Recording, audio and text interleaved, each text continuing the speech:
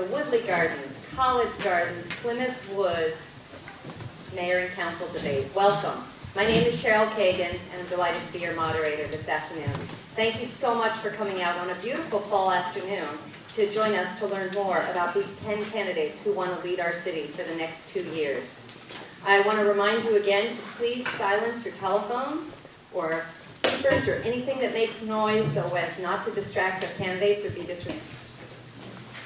I also want to mention that we are videotaping this and we'll be posting this debate on the website, and we will be posting that information in as many locations as we can so that those who weren't able to attend, or those of you who found it so fascinating, will have the ability to watch it again.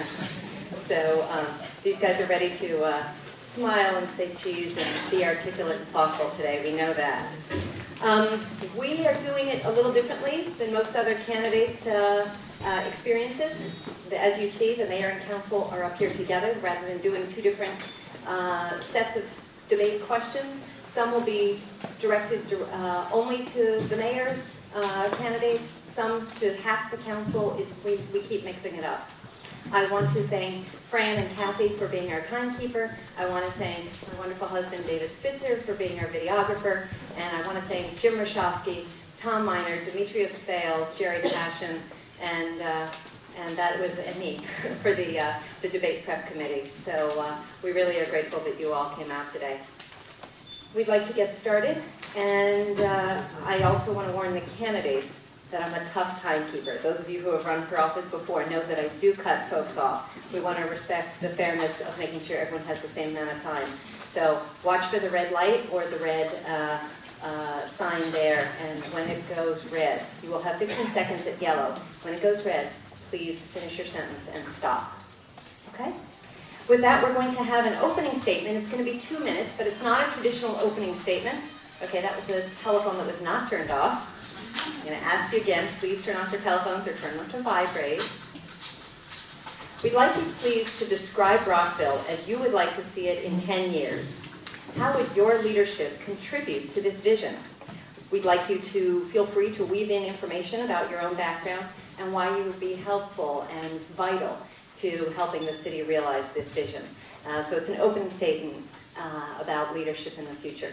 Now, we've got this bag, and we're doing everything in random order. We're going to start with the two mayoral candidates, and then we will be going in random order to our council candidates. So we're going to start with Phyllis Mercutio. 2 minutes, please. What would I like Rockville to be like in 10 years? I'd like to see all of you here happy and healthy. I think this city is a marvelous place. I would love to see that quality of life that we have continue. I would like to see that the mayor and council had visioned an idea for our future in which the citizens make the decisions as to where they wanted to go. A good bit of our city has been driven in the direction of people who don't live here. I would like to think in the next 10 years the shape of our city is a reflection of the people who do live here. I'd like very much to see us grow. I'd like to see a comparable relationship with all of the various avenues in the city, namely our Board of Education, our college, Montgomery College, the courts of the state, the Montgomery County Council, our own city government.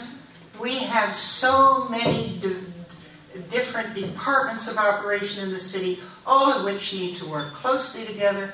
Comparatively speaking, we need to join as a unified group to make this and continue this as one of the best 25 cities in the United States. You know, that didn't happen by accident. It happened because you have had very careful thinking mayors and councils in the past. And those councils have set the stage for the future. We are at a crossroads right now. Rockville is on the brink of being an incredibly tight urban society. We know we are going to have a tremendous growth on Rockville Pike. Where is it going to be? What is it going to be? I'm sure all of you have heard about Wal-Mart. Woo! Thank you. On a woo, we'll end with thank you, Ms. Marcuccio. Mr. Gajewski. Thank you very much. My great pleasure to be here. And frankly, we only have 3 women candidates in the race, way too few. So in 10 years, I'd love to see more women candidates. I have the great pleasure of being sandwiched by 2 of them. In 10 years, the first thing that I would like to see is I would like to see all of our kids out of portable classrooms. School overcrowding is an issue that we need to solve, and we should solve it in 5, but by 10, it really needs to be complete. In terms of school, it would also be fantastic if all Rockville kids were actually attending Rockville schools. As perhaps you know, there are parts in the northern part of Rockville and the southern part of Rockville where that's not the case. Some of the northern part feeds into the Gaithersburg cluster, for example. I think as a community, it would be wonderful if all the kids went to local schools. The other great issue that we need to address is development, and particularly development outside our city borders. So the White Flint Sector Plan and the Greater Seneca Science Plan. Those are 2 developments that will put tremendous pressure on our infrastructure. And we need to be ready, so we need to make sure that we invest in our infrastructure so that we are ready, and we need to make sure that we give input into both of those plans as much as we possibly can, so that our infrastructure is taken into account when those developments happen. In terms of my history with Rockville, I've lived here in 2 separate stretches. Right now I live in King Farm, been there since 2004. Between 1997 and 2002 I lived in Twinbrook with my daughter, who went to Richard Montgomery High School, and now my son has also graduated from Richard Montgomery High School. Last thing I will say is parks, parks, parks. We need to make sure that we preserve and tend our open spaces, and on that we had a recent great victory where the council voted unanimously. Thank you. Okay, thank you to both our mayoral candidates. The council candidates will have 1.5 minutes, and because we're Scrabble fiends, we are pulling these Scrabble tiles. And first up, H, Mr. Hall, for 1.5 minutes, please. Thank you. First of all, I want to thank the Woodley Gardens, College Gardens, and Plymouth Woods folks for having us out here. It's a great pleasure to be here with you, and I think it's a great sign of the importance of this election and the importance of our community that you're all here today. So thank you for having us. A key element of my campaign focuses exactly upon what our community will look like, not only in 10 years, but in 20 years. What we hope that it will look and feel like, what will be our key budget and city service priorities, whether we're committed to responsibly managing growth in the city, and whether we'll have the kind of civil, respectful, cooperative discourse that we all deserve. And those are the things that I have been working on. Those are the things that I achieved when I served on the council previously. And those are the things that I'll be looking to partner with not only my fellow council members, but also the governing bodies that surround us and that impact us, the state, the county, Montgomery County Public Schools, and the federal government. Because through those partnerships, we can realize that vision of a place called Rockville, where everyone feels invested and participatory, and where they may not always agree, but where they will feel as though they had a say in the process and that their voice was heard. And that's what this government is all about. This is local government, and in my mind, it's the most important kind of government. So I'm looking forward to those opportunities as well as those challenges, and I hope that you'll consider me. Thank you. Thank you, Mr. Hall. The next answer will be provided by Mr. Trahan. I hope. Trahan. Oh, well, the first thing is you're going to matter. And City Hall is going to be a place where people are excited to go. Because you know when you get there, it's inviting. And people don't just hear you, but they listen. You know, I think leadership means having the courage to know that you don't know everything. But you have the strength to seek advice and build upon a consensus. So, y'all probably sure, I'm sure y'all getting tired of hearing platitudes, so let me just be brief. Wal-Mart's not going to be built. Because we have a Wal-Mart in Aspen Hill, and another Wal-Mart in Rockville, or right outside our borders, is going to be a black hole that's going to suck everything that I and we love about this city. But also, we will not be blindsided. We're going to know what's happening to our north, to our south, to our east, and our west. I mean, the City Hall, we have lobbyists, we have professional staff, but yet we're blindsided. That's not going to happen. The pipe plan. We're going to have a pipe plan that makes sense for us. Neighborhood services, they're going to be responsible for being point of contact for senior issues. Right now there's a vacancy. And I think if we truly talk about priorities, those are the kind of priorities we need to focus on. But most importantly, I hope I'm still around, I can still be a rock. Thank you. Thank you, Mr. Pena. Next is Mr. Godfrey.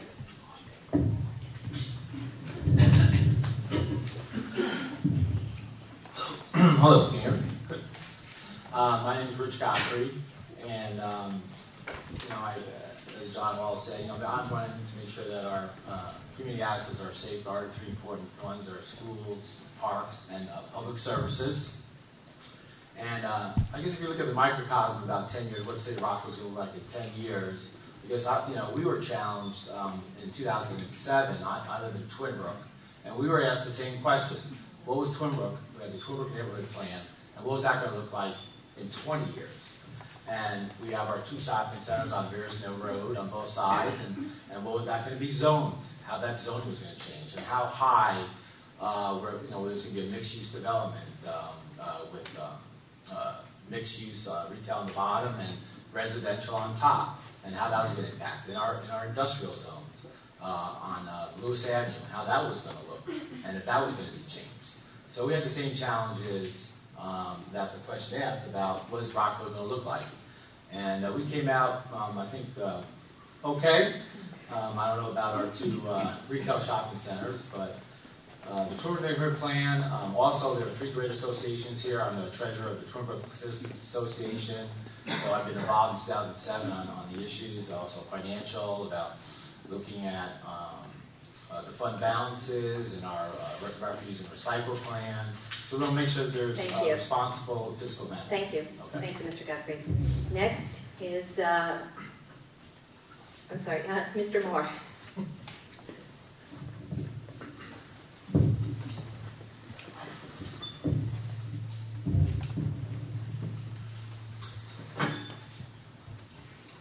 My vision for Rockville is one where we have healthy neighborhoods and a healthy business sector, and we communicate better with the other stakeholders in the area, with the county, with the state, with the school system, with Montgomery College. We also need a city that listens better to its people, and I've been trying to get a head start on that. I have knocked on the doors of more than 2,000 Rockville voters, and more than 350 of them in this neighborhood alone. And I've talked to people about what are their concerns about the present and the future of this city. And what I hear, especially in this neighborhood, is you're concerned about the budget, you're concerned about the way this city is developing, and you're concerned appropriately about the traffic that is coming through this neighborhood.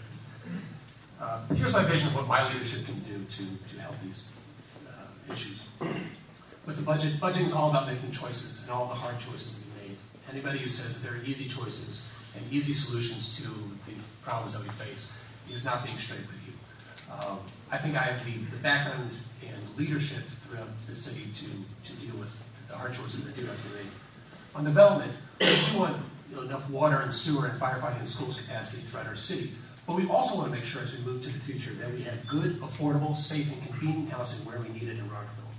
These two sets of goals don't have to clash, and part of my vision is a city where they don't clash. Thank On you. traffic, we'll talk about more of it later. Thank you. Sorry. Thank you, Mr. Moore. Next, Mr. Francis.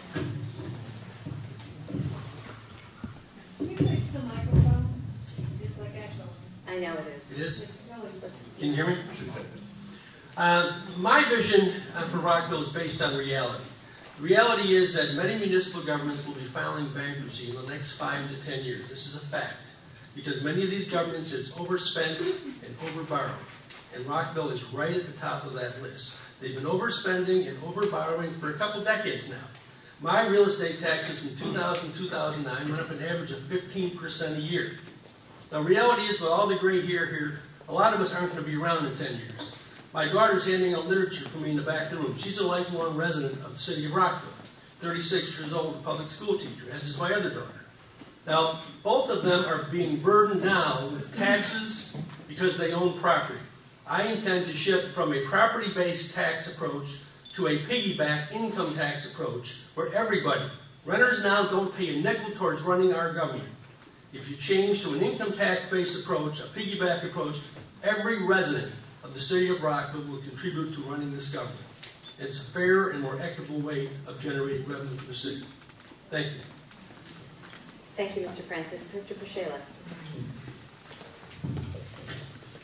In 10 years and 20 years, Rockville will successfully have dealt with an economy, a regional economy that is stagnating around us.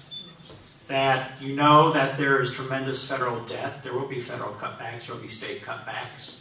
Rockville will have successfully dealt with this. It will continue to deliver its services and programs. This process has already started. Just this past week, we had a Rockville Summit. 240 people came. And it's starting off a process with all sectors of the city represented, including residents, businesses, nonprofits, and others. Forming task forces, and these task forces will be formed shortly after the new mayor and council is elected. And these task forces are tasked with looking at Rockville 10 to 20 years down the road. We've already started this process. It was John Britton, my colleague, who suggested the Rockville Summit.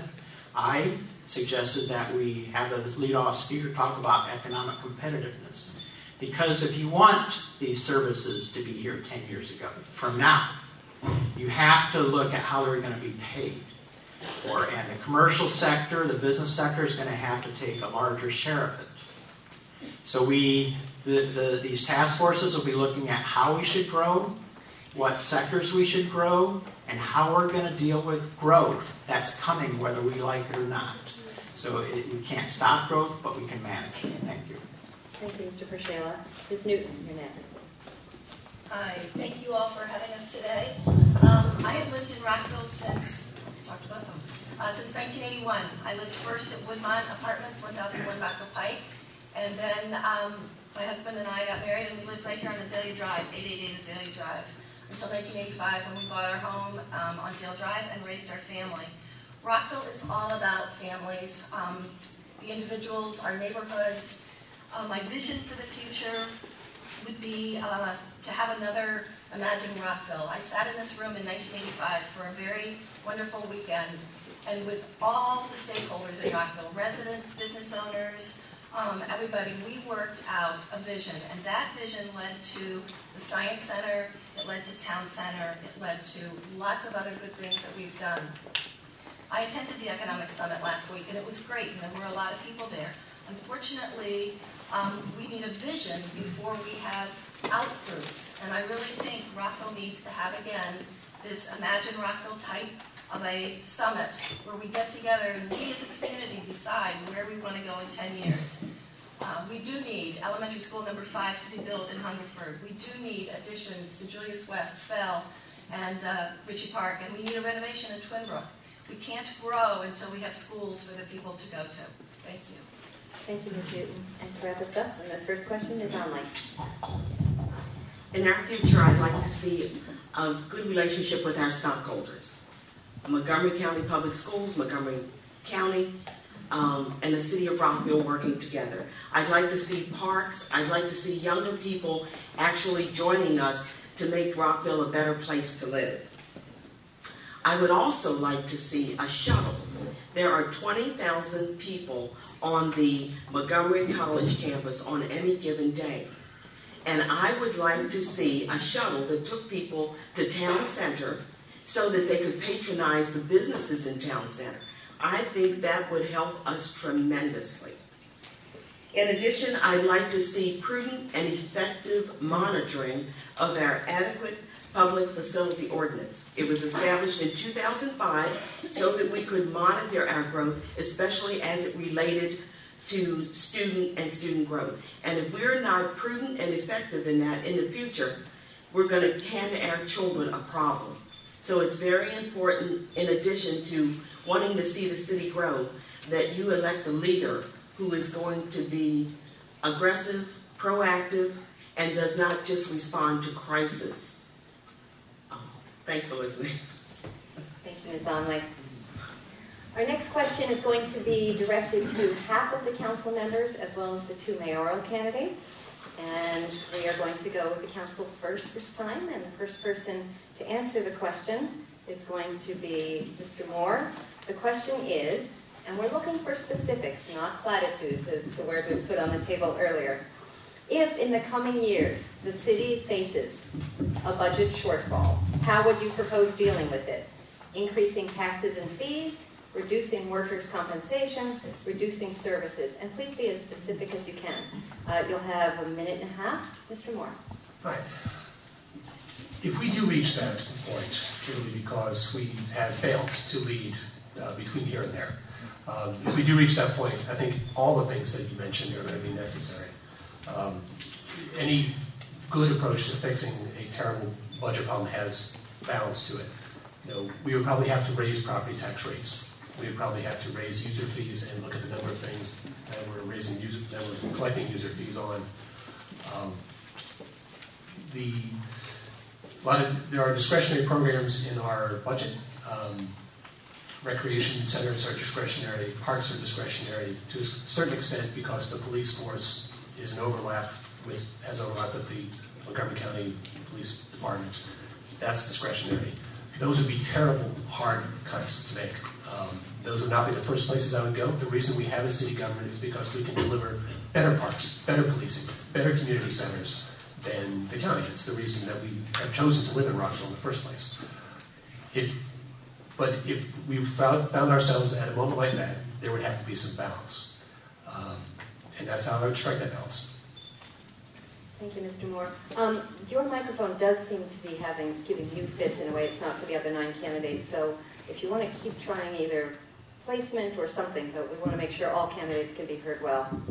The next person on this question is Mr. Francis. Excuse me. Okay. I wouldn't wait down the road to start fixing the budget. I would fix it immediately if I were to get elected. I've analyzed the budget of the city of Rockville, compared it to budgets of 8 other municipal governments from Fredericksburg to Frederick. And the city of Rockville has the most egregious expense structure of any of them. For example, if you just look at some standard departments, the Human Resources Department. I contacted the Society for Human Resource Management, said, how large should a department be for 600 to 650 people? They said 4 to 5 people would be more than adequate to handle a staff of that size. When I looked at the other city governments, municipal governments, they were right on target. The city of Frederick, for example, has slightly more population, about the same size number of employees, and they operate with 5 people in their Human Resources Department. The city of Rockville has twice as many people, 10 people in their HR department. That's true up and down the line. When you look at some of the other departments that are very easy to get a fix on, the finance department, for example, the average size is about 9 for a municipal government of this size. Rockville has 30 people in its finance department, 3 times what the other municipal governments have. The IT department is another example. You take a look at what the city of Frederick has. They run IT with 4 people. Rockville has 17.5 people. I'd start cutting tomorrow. Thank you, Mr. Francis. Mr. Godfrey, you're next. Wow. Okay, here are the facts. You just heard a moment ago 2 candidates talk about they know the budget and they understand the budget. Our City of Rockville Finance Department is very conservative. Just Monday night from the fiscal year 2011 financial report, we had an excess of our revenues over our expenses to the tune of $5.7 million. Every single fund, there was someone running around saying that we have a shortage in the golf course of $630,000, and there was only 2 enterprise funds that made money. One was the golf course for $1.6 million. I don't really see a budget shortfall because if you look at the enterprise funds, in 5 years, we're going to go from $7.7 million in our fund balance, that's cash in the bank, to $17.2 million. So in 5 years, the City of Rockville's Finance Department, through increasing our fees, is going to generate an extra $10 million. In the refuse fund, $3 million, stormwater management, $3.3, speed camera, $3 million, the water fund, $4.2 million, and the sewer fund, $5 million. We have the money. We're pretty good. And those are the facts. And I am a CPA. Thank you, Mr. Godfrey. Now we're going to shift from half of our council to our two mayoral candidates, and we're going to keep switching the order. So one will go first for one question and second for the next. And so in the reverse order from where we started, Mr. Gajewski, you'll go first on this question. Thank you. Well, I agree with Mr. Francis in that problem's not in the future. We actually faced that exact issue this year. And you can judge us, the two mayoral candidates, on how we reacted to that issue. I drew a line in the sand and said we should not raise taxes. It's inappropriate to raise taxes in this environment. It's inappropriate for the city of Rockville to raise taxes just so that we can have some extra recreational amenity that we can't afford for the moment. So you used to get on your tax bill a $100 rebate from the city of Rockville, each homeowner, and that was taken away in this last budget. It was taken away because our current mayor, Mayor Marcuccio, wanted to keep it in. Why did she want to keep it in? Because we couldn't fund everything that was on our plate without that $100. Well, I think that's wrong. I think we need to look at things that we should cut. So let me talk about the kinds of things we should be cutting. We need to be looking at overlapping programs that we have, recreational programs with Montgomery County. There are any number of programs, from sports programs to other recreational programs, that are available from both, and we should be careful about that. We should be looking at contracts. Mayor Marcuccio voted for a $500,000 Rockville Pike plan, which now she says perhaps we didn't need. That's a huge amount of money. So we just need to be very smart at how we're spending our money. Thank you, Mr. Gajewski. Ms. Marcuccio. Oh, there you go again, Peter. What can I say? Of course, we see these things quite differently. Actually, I thought Mr. Godfrey had an excellent comment. It's clear we do have considerable money, and we do have enterprise funds which are very well heeled. We do have to look at our budget. There isn't any question in my mind that we have, let's say, overloaded aspects of our government, and we need to look at that carefully.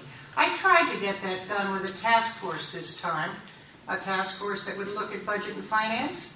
All I could get that task force to do was look at how the budget book was structured and how the mayor and council comes about its decisions with the board, with the budget.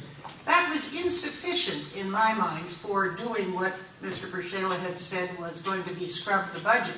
We have yet to do that. In fact, our latest budget has a new system in it called cost allocation program. Well, this cost allocation program added $300,000 at least just to the golf course alone. And much of that was the charging of the finance department. I mean, we do need to look very carefully at our budget, and our city is not in financial trouble right now. We are in financial management trouble. Thank you. Thank you, Ms. Marcuccio. I wanted to remind you, I think the candidates have all been notified of this, but if you don't get asked a question that you would really like to answer, at the end you will have an opportunity to take any question that you were not asked and address that at the end. So if your candidate or someone you're interested or curious about didn't answer it, perhaps they'll answer it later. We have another question now, and the first person to answer that will be Ms. Newton. The question is, and it'll be the same 1.5 minutes. As you all know, the Adequate Public Facilities Ordinance, or APFO, stipulates that new development in the city should not go forward if public facilities, such as roads, sewers, and schools, are inadequate to support the development. Considering that issues like traffic and school crowding are largely outside of the city's direct control on the one hand, and the need for a growing tax base and affordable housing for working families on the other hand, are needed. So how would you balance these two considerations in a review of the current ordinance? Thank you. The APFO has become another political football in the city of Rockville. Currently we have a committee under the budget commission, under the planning commission that is studying the APFO, and their report will be given to the mayor and council hopefully soon. I do believe that this is where the vision comes in. We have to decide what we want to be before we can go forward. If we want our schools to maintain their quality, if we want our neighborhoods to maintain their quality, if we'd like to be able to get someplace in less than a half an hour, we got to put the brakes on. The APFO is a tool. It's not the only tool, but it is a tool to help us measure where we're going. Interestingly enough, people talk about affordable housing. The APFO isn't a measure to stop affordable housing. The APFO is a measure to stop all kinds of development that we can't sustain with our current infrastructure. I want Rockville to be able to have the seniors who want to stay here. I want Rockville to be able to have the young people like my son who would like to live here. But it's not about affordable housing, people. It's about managing what we have and growing smart. The mayor said it the other night at the King Farm Forum, it's not about smart growth, it's about growing smart. And Rockville has done a good job up until now. We need to continue that, and we need to put the plans in place and the infrastructure in place so that as we grow, we're growing in the type of a community that we all want to be. Thank you. Thank you, Ms. Newton. Mr. Trahan, you're next, please. Well, I am your planning commissioner, and it was my idea to actually develop a task force or a committee to look at the APFO. Because the first thing is there's a lot of what people think they know and what people do know about the APFO. So these are the arguments. One, with White Flint, the economic engine in the county, and that's not my words, that's your city council words, it's happening. In the north, with Science City, that's happening. So what do we know? Traffic is getting worse, and our schools are already overcrowded. I look at those 7 trailers at Bell Elementary, and I think, man, when my wife and I have kids, I hope that's gone. It's not a security blanket. It controls density. But we shouldn't fear density, because 70% of our tax base is residential. 30% is commercial. What does that tell us? We get most of our money from residential. Now, I'm not advocating one for the APFO or against the APFO, because as a planning commissioner, I got to be very careful how I tread here, but I will say this. I don't believe that a standing piece of legislation is above being reviewed periodically. And I'm also not above legislation being strengthened. Thank you. Thank you. Ms. Onling, you're next. Well, I think the key is that we need to be partners with our sisters. The state of Maryland, Montgomery County Public Schools. We have the APFO. It's an ordinance, it's a guideline for us. But unless we actually roll up our sleeves and establish good quality relationships with the other stakeholders, there's nothing we're going to be able to do. And right now there seems to be a disconnect between the city of Rockville and some of our stakeholders. And as an elected official, I plan to just bust through all the bureaucracy. I may be turned down, but I will not give up trying to get things done for the citizens of Rockville, because in the end, it's going to affect our children's future. And this is very important that we don't leave a mess for the next generation that comes around. Thank you. Thank you. Mr. Hall. Thank you. I always appreciate the question on the APFO because I do want to look at the source of the issue, Gilligan Adam. I'm a proud co-author of the Adequate Public Facilities Ordinance. As Councilmember Newton mentioned, it is a critical tool in the city's repertoire for responsibly managing growth in the city. It was never the council's intention to use the APFO, which incidentally came 20 years after the county had enacted its own Adequate Public Facilities Ordinance, so I think we were late to the table. But it was never the intention to stop development as a result. In fact, we had approved at the very same time that we were working the APFO, the 2 largest residential developments that the city had seen in that time period, Town Center and Twinbrook Commons, both of which incidentally included by law provisions for affordable housing within those developments. So I can't subscribe to the perspective that says the APFO somehow is intended to stop all development. It's not. What it is it's intended to give us an opportunity to ensure that growth does not overwhelm us or our schools or our infrastructure, and it gives us an opportunity to work in partnership with the county public schools, the state, and even developers to ensure that that infrastructure is built if they want to, in fact, increase that growth. That's the point of it, and I think it's an outstanding tool, and I'm committed to its preservation. Thank you. Okay, hopefully that won't continue. you. Thank you, Mr. Hall. And our mayoral candidates now. Ms. Marcuccio, your first bit is over. I think it's a well-known fact that I support the APFO. It's been said several times here what an important tool this is to the city. What would you suppose we would do without some kind of a structure to our future? Just willy-nilly develop anything, any height, any width, any place. We need something in which we have a benchmark against which is appropriate for our community. The APFO doesn't solve everything, but it does indeed say when you get to a point where we can't support you in the schools, we can't put any more cars on the road, we can't service you from the fire departments the way we should, you have got to look at that. The community has to have the ability to protect itself. And without the APFO, you have no tool in your toolbox. And I applaud Mr. Hall, and I believe it was Mayor Giamo, who initially invented this document to help protect the city.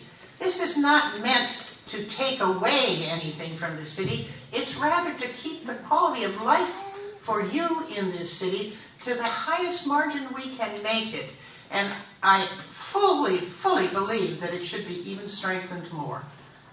Thank you, Ms. Marcuccio. Mr. Gajewski. Yeah, thank you very much. I think the premise of the question had to do with pressures from outside of the city that actually the APFO doesn't help us with. The reality is that Rockville is a fully developed city. There just aren't places to develop. There may be small, tiny pockets that can be developed. APFOs are most effective in areas where development is, there's plenty of land to develop, areas like Clarksburg. In Rockville, it's wonderful that we have it, but it's not really helping us, so it's a distraction in some way from some real problems. Let's take the College Garden Elementary School. It's overcrowded by several hundred students. It's overcrowded that way not because there was new development that put those students there. New development had absolutely nothing to do with it. Let's take another example with respect to College Gardens. A year ago, APFO prevented the placement of needed portables for the beginning of the school year. That was a terrible result that set us back tremendously in terms of our relationship with Montgomery County Public Schools. We should be, if we're looking at school overcrowding, we need to be focusing on building new schools, not on development, which in Rockville there's very little potential for to begin with. So that's the issue we need to address. I have a daughter in 4th grade right now. She is in a portable. I understand what it means to have a kid in a portable. She may be in a portable next year. So, APFO is wonderful, but let's focus on the real problem. Thank you, Mr. Gajewski.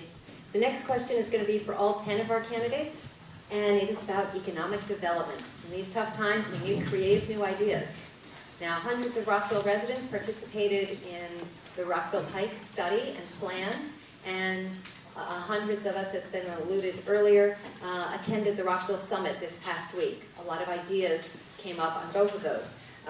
We have to think about everything from smart transit-oriented growth, the need for various types of housing stock, and we've got to make sure that we can bring jobs so that taxes can come into our budget so that we don't end up in the crisis that was talked about earlier. So how do you think that Rockville should grow in the coming decades? And what specific actions should the city take to realize your vision? And again, specifically in terms of the Pike plan and some of the ideas and discussion that you heard or heard about if you weren't able to attend at the Rockville Summit. And we are going to take all 10 of you. And Mr. Pershale, you were first. Thank you. 1.5 minutes. Yes, I've been one of the leaders on looking at economic development and one of the promoters and instigators of the Rockville Summit, which brought together all stakeholders. We need to look at why businesses choose one location over another. We need to look at what we unnecessarily put in our zoning ordinance, our processes, our inspections that don't have any payback in terms of protecting the residents. Now, we just went through a zoning ordinance revision a few years ago, and that really is already put out a plan for handling this growth. A lot of it's going to be along Rockville Pike. Yes, there's a Rockville Pike plan that we're looking at, But the growth has to be in areas where there can be mass transit. And that means areas around the metro stations, the MARTA station at Rockville Metro. But also we're looking at a bus rapid transit that will go up and down 355. We need to put people near the transit, the mass transit. If you want to have a lot of traffic, put them somewhere else. I used to live a block and a half from the metro, almost never got in a car. So anyway, I think we really need to look at what it costs to do business in the city, and we need to take care of that. Thank you. Thank you, Mr. Prashela. Mr. Trahan, you're next. So this is where listening to y'all come in. We're getting older as a city, not younger. I can't imagine, my 68-year-old neighbor going down grocery shopping and taking the metro, or putting everything in her little buggy. I mean, what about when it's raining? So look, and believe me, yes, I'm for green. Yes, I think smart growth is sexy, and it makes me feel smart when I talk about it. But what is best for us as a community? Why is everyone keep trying to take away your vehicles when you're getting older? I just want y'all to have options. And again, this isn't my imposing my wills on y'all. This is me waking up, paying attention, and listening. So, in the end, how can we improve Rockville? Look, y'all, the pike's been being used since the early 1600s. Indians and colonists were rolling down tobacco and cotton. It's not going anywhere. But now, how do we improve on it? Is it a massive boulevard that's like K Street? What happened to our small mom and pop shops that I love, our Tuesday mornings, our little toy store in Congressional? I mean, what happened to those things? And if it's working, how do we build on it? And look, I'm not sitting up here saying I'm some sort of economic expert, because I'm not. You want numbers? You listen to Rich. You want economic summits? You listen to Mark. All I'm trying to point out is the obvious. Thank you. Thank you, Mr. Trahan. Next is Ms. Newton. I had a feeling I was going to be next. Anyway, I think it's important that we get this fact out, and it hasn't been brought forward before. Choice Hotels is coming to Rockville, their headquarters, and that's fabulous. So people need to know that Choice Hotels is a $7.3 billion, B with a B, billion-dollar company. I think some of us struggled with how much of our city resources needed to go to encourage them to come here, when the county and state were already saying we're willing to fork up some money. That means that the citizens of Rockville paid 3 times to bring them here. They're bringing 500 jobs, but those 500 jobs are already filled. What they are bringing to the city of Rockville is feet on the street, people parking in our parking garages and eating in our restaurants, and maybe even moving here to live. But I think we have to be realistic when we're looking at companies coming, to balance the needs of the company who wants to come versus the ability of our citizens to sustain that economic. We need growth with corporations coming to Rockville. We've got another one coming. That's all good. But when your mayor and council sit down in an executive session and try and talk through the benefits, the pros and the cons about a particular entity coming here, please understand that what we're really trying to do is do the best for Rockville and the taxpayers. I'm already out of time. Thank you. Just a reminder, yellow is 15 seconds left in the red stuff. I didn't want to start a new thought. Thank you. So I want to make sure everyone's aware of it. Mr. Hall, you're up next, please. Okay. One of the themes of my campaign has been specifically with regard to growing our commercial tax base. And I'm not talking just about new commercial development, although I give the current mayor and council full marks for what they did in achieving the successes of Choice Hotel and the grocery store. I think that's exactly the kind of development that doesn't stress the APFO, but also that adds to our commercial tax base. The kind of growth that I'm thinking of in the economic sector really is meant to address those shortcomings that we currently are facing with regard to outstanding vacancies in commercial properties and chaotic business turnover. I would like to charge Rockville's economic development instrument ready to get on that and to achieve results in doing that, because it is a fact that residents are carrying nearly 70% of the tax load for the city, and I think that's too much. In addition, I do think that we want to look at additional commercial development in the context of the Rockville Pike plan, which has some things that recommend it, but many things that do not, particularly given some of the density and scale that's currently considered in the draft plan. I think there are some real issues that we would need to work through before we could really move forward on that. So those are the kinds of things, particularly in the commercial development realm, that I think we could actually do something about, and it would ensure that we won't have the kind of budget pressures that we currently suffer. Thank you. Thank you, Mr. Hall. And your next door neighbor is next, Mr. Francis. The question assumes, or makes the statement, I guess, that government is the source of all wisdom, when as adults we know that the government is the source of very little wisdom. For example, let's take a look at what's happened in the city of Rockville over the years. They spent $55 million, borrowed the money with bonds to build a parking garage that has not worked at all. They've turned it over to Federal Realty to try to fix it, but we're still holding the bonds. All you have to do is take a look at the 3 iterations of the town center. What a mess that was. I moved here in 1974 with my family. I walked through the old original Rockville Mall, and I saw these stores dying on the vine. So they tore that down, again, great economic development concept by these great master planners, and built a hole in the middle of the city. All right, that was a wonderful idea too, wasn't it? Now we've got this town square operation that they're not supporting. They put up all sorts of barriers to access and to use, makes it very difficult to have a successful business in town square, and I'm just concerned that we're heading for the 3rd iteration of failure generated by local government. My suggestion is get the heck out of the way of private sector people, get the heck out of the way of individuals. People go where they want to go, when they want to go, why they want to go, and any kind of a central master plan doesn't make any sense whatsoever. Thank you. Thank you, Mr. Francis. Mr. Moore, you're next.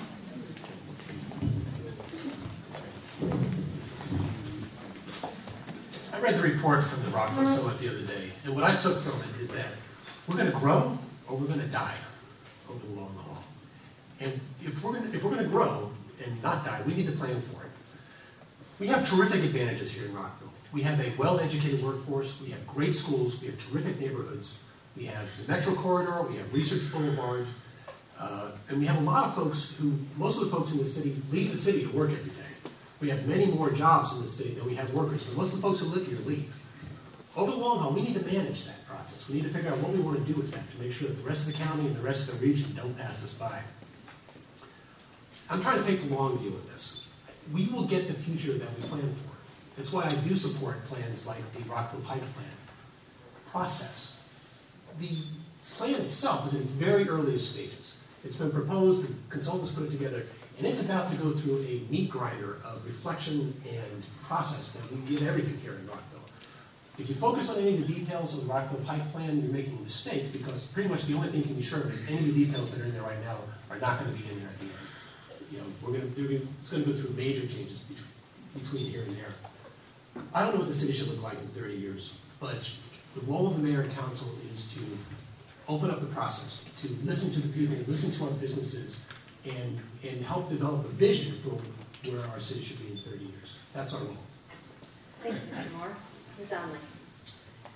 Well, I think one of the things that we need to do, can everybody hear me? I think we need to, we're good. I think we need to incorporate our stakeholders, our neighborhoods, and plan very carefully. I can look back at, since I've been in Rockville for the last 18 years, and looked at development and parks and things we've done and said, oh, we should have gone to the left and we went to the right. As an example, I believe if we would have had streets that you crossed over as you went to Town Center on Hungerford Drive, people would look over as you're heading north on Hungerford and see businesses, and that would draw more people in. I believe we need to work closer with the state of Maryland. We need to just be very prudent in our zoning, and we need to just include all of our citizens and what is best for them. We've made a lot of decisions that are growth decisions that just haven't quite been what should have been for the city of Rockville. And we get together now and we say, oh, well, we shouldn't have done this, we shouldn't have done that. Town Center has failed 3 times. When I moved to Rockville, we had the old Town Center, and I couldn't wait for a new Town Center to come. So my answer to this question is, we need to proceed cautiously, we need to worry about zoning, we need to include all our stakeholders and look out for our citizens. Thank you, Ms. Online. Now we're going to hear from our two mayoral candidates. Again, switching up the order. Mr. Gajewski, you're first this time. Thank you. I do want to speak to the Choice Hotel deal, and I want to thank Mr. Hall for recognizing that it's a wonderful, wonderful deal for the city, and perhaps if Mr. Hall and I get elected to the council this time around, we can work on more deals like this. Let me tell you how this deal happened. Choice Hotels are right now based in Silver Spring, and they're looking to move out of the county into PG County. So Montgomery County approached them with an incentive package and found this property here in Rockville. Of course, a tremendous boon for Rockville. Taxes and 500 people pouring out into Town Square. We can't have it both ways. We do need people pouring into Town Square to support those businesses. Wonderful, wonderful opportunity for Rockville. Montgomery County then asked Rockville, could you piggyback slightly on that deal? And I know the mayor will tell you something about that deal, but it's the way she describes it is not the way I understand it to be. There's $600,000 in that deal from Rockville. That's $60,000 a year for 10 years. And then there are a bunch of parking spaces that we aren't using right now that we're giving Choice Hotels a reduced rate for. So they'll still be paying us. We'll actually be getting more money from them for this deal. So we then had a vote, and the mayor was the only one who opposed this deal, the only one on the council. Apart from how great this deal is, how does it look to Montgomery County when the mayor of Rockville opposes this kind of a deal? Will we have another opportunity with Montgomery County for a deal like that? Thank you, Mr. Gajewski. And then Ms. Marcuccio, please. Well, I wonder how it's going to look to other companies that want to come to Rockville and offer some kind of an incentive arrangement now that we have opened up our executive sessions to anyone who would like to know what goes on in them. I'm quite sure that's going to have a negative effect. We can thank Mr. Gajewski for that. I'd like to go back and talk about the Rockville Pike plan for a moment.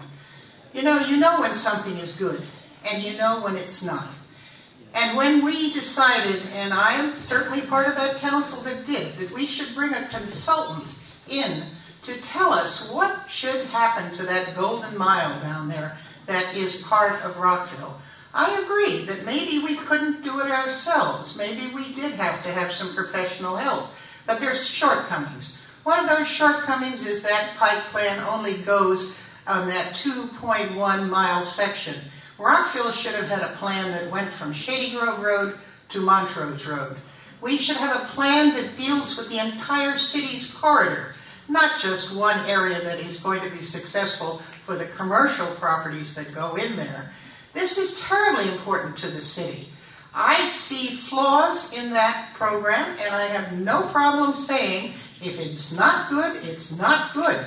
We need to get it right for the citizens of this city. Thank you, Ms. Marcuccio. And I think I goofed. Rich, did I leave you out? Yeah. I'm so sorry. I pulled the G, but this is, oh my God, the word Scrabble, the missing G tile. For those who don't know, I pulled the G, I promise.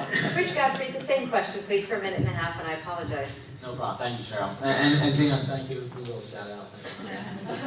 Shout out.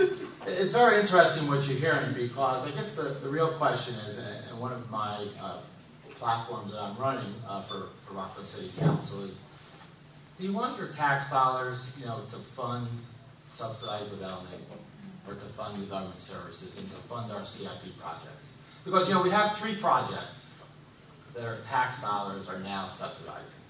One is the Choice Hotels, which was not put out to the amount of $1.7 million. That was evaded our standard of having a public hearing when our tax dollars are being used, and there was no work sessions from the mayor and council. The second project is the town center garages, of which we're paying about $1 million out of our tax dollars to subsidize the town center garages. And the third is going to be, if approved, is the Rockville Pike plan, which we're going to subsidize from our tax dollars. And you have to ask yourself, if Peter and John are going to be on the council and they're approving spending your money to subsidize development, you have to ask that hard question. One of the candidates mentioned is just about following process. Process. We have a process, we have a procedure. And you know something? I think we need a little more from your council candidate. Thank you, Mr. We have to have common Thank sense. Thank you. Appreciate it. I did warn you I was going to be tough on this. Nope. I also want to just remind the audience, we've got 10 sets of opinions here, and we just want to be respectful to all of them, whether or not you agree with everything that everyone says. The next question is going to be to all 10 of you, and we're going to start with the mayoral candidates and then shift to the council candidates, and this will be just 1 minute. And you have to know that coming here, you were going to get asked about the fence. When we solicited questions, I'd say we got more requests for that question than any other. So it's kind of long, so I'm just going to read it quickly. 2 years ago, our Civic Associations asked candidates about your positions on the fence between College Gardens and Montgomery College. Everyone assured us that they would work hard to find a solution and reopen the fence. To date, the city has failed on this issue. Do you support reopening the fence? And what additional steps would you personally take to help us realize that? What strategy or leverage would you suggest the city might use in its negotiations with the college? And for instance, should the city stop providing overflow parking for MC students on its streets and at the swim center if the college continues to be, not my word, intransigent? So, Ms. Mercuccio, you're first. All right. May I ask how many of you are from the College Gardens area? Oh, that's tremendous. So you know a lot about this topic.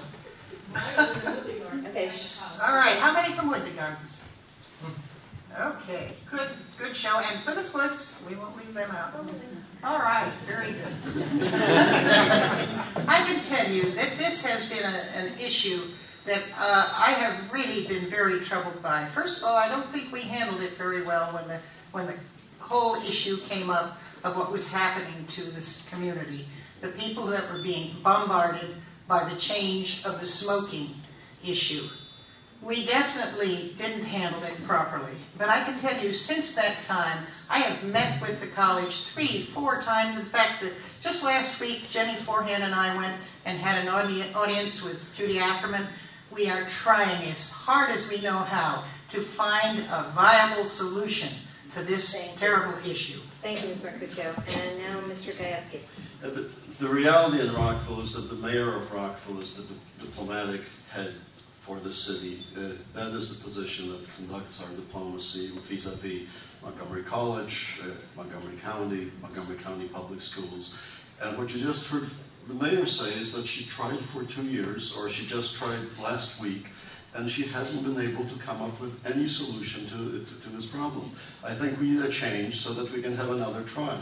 Now, it's a difficult issue, and frankly, without Plymouth Woods represented in big numbers, it becomes an easier issue because they're very much affected, very nearby. But it's a difficult issue, but we can have creative solutions. We have to find a solution that works for the college because they control the issue, and for the city. I think, a gate with security personnel that's shared in cost, somehow open during just certain hours. I mean, there are creative solutions, there's lots to talk about, but you have to do it. You can't fail in 2 years. Thank you. Thank you, Mr. Gajewski. And now each of the council candidates for 1 minute, please. Once again, Mr. Pershale, you're first, please. Thank you. I've worked this issue as much as I could last 2 years. I've been working with the Civic Association, College Gardens, the Plymouth Woods Condominium Association. The two associations put forth a plan this year that was rejected by Montgomery College, but it was a very carefully crafted plan that I helped craft. What I told the associations afterwards was that what I really need is 5 people from College Gardens and 5 people from Plymouth Woods who will work this issue with me, because we need some feet on the ground on this issue. There are some things going on behind the scenes. Those are very slow.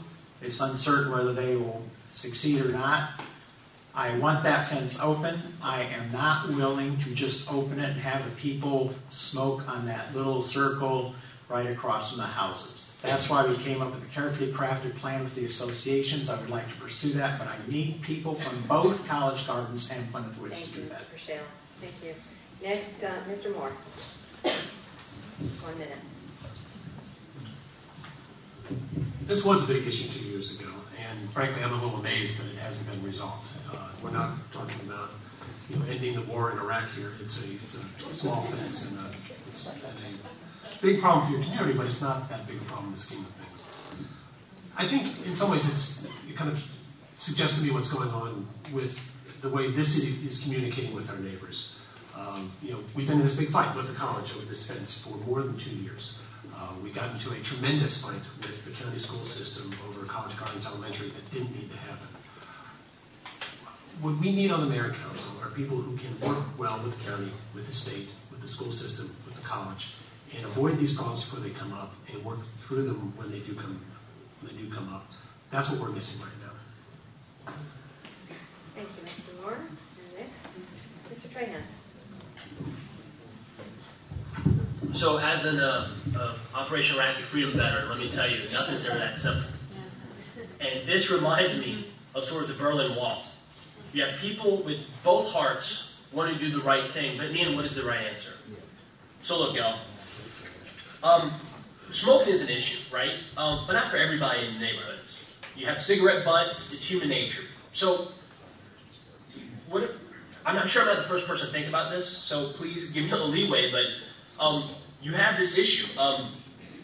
What to do about the butts?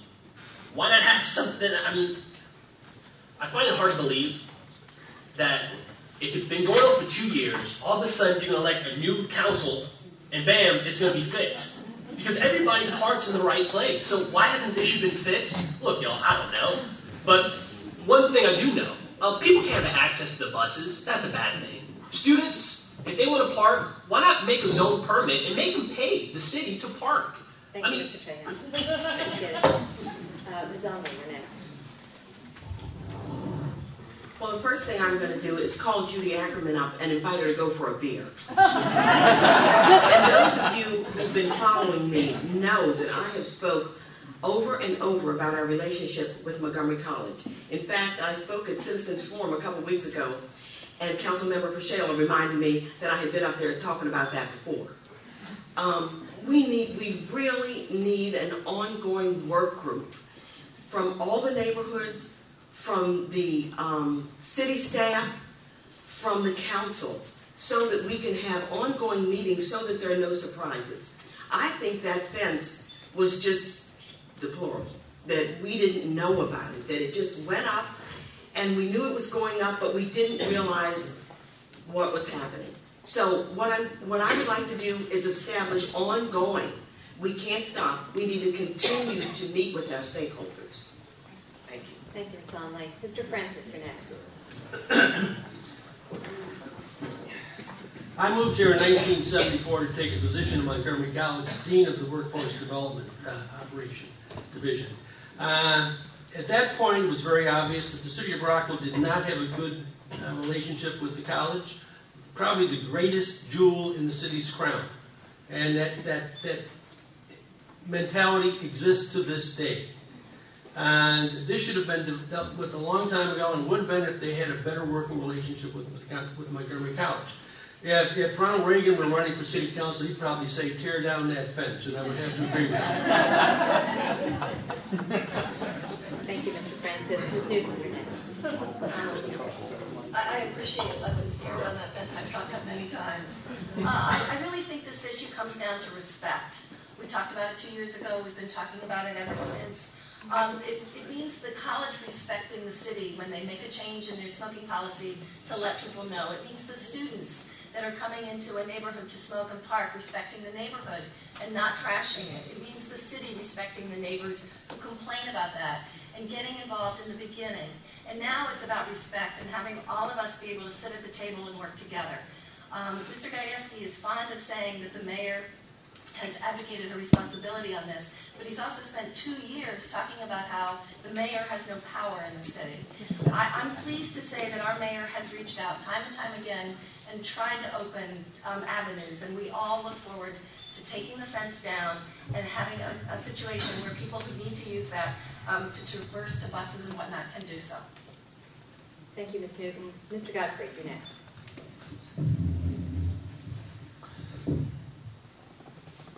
First of all, we need to respect the college's policy, their smoking policy. And one thing I have to kind of a caveat is that I currently teach at Montgomery College in Rockville and Germantown. So I think the college communicates very well and have very great communication with the college. So I met Judy Ackerman at the Rockville Summer. We had a nice little discussion. And so I kind of opened up the doors with Ms. Ackerman. And as far as some of the other points have been said, the fence is there. But there are some students who are kind of taking advantage by smoking in our neighbors' backyards, by hanging out and partying and leaving certain items, in our neighbors' backyards. So those need to be enforced. That we can't allow, smoking and partying in our neighborhoods. Thank you, Mr. Godfrey. Okay. And Mr. Hall. Thank you. One of the other themes of this campaign has been the issue of respect and civility and cooperation. And that's certainly, I think, the approach that needs to be taken with regard to resolving this particular issue that has been both an insult and an eyesore, I think, for too long. We have enough barriers among us and within our communities, and we don't need to foster more. We need to work more closely together, both with the college, but also with the county and Montgomery County Public Schools, to address these kinds of issues.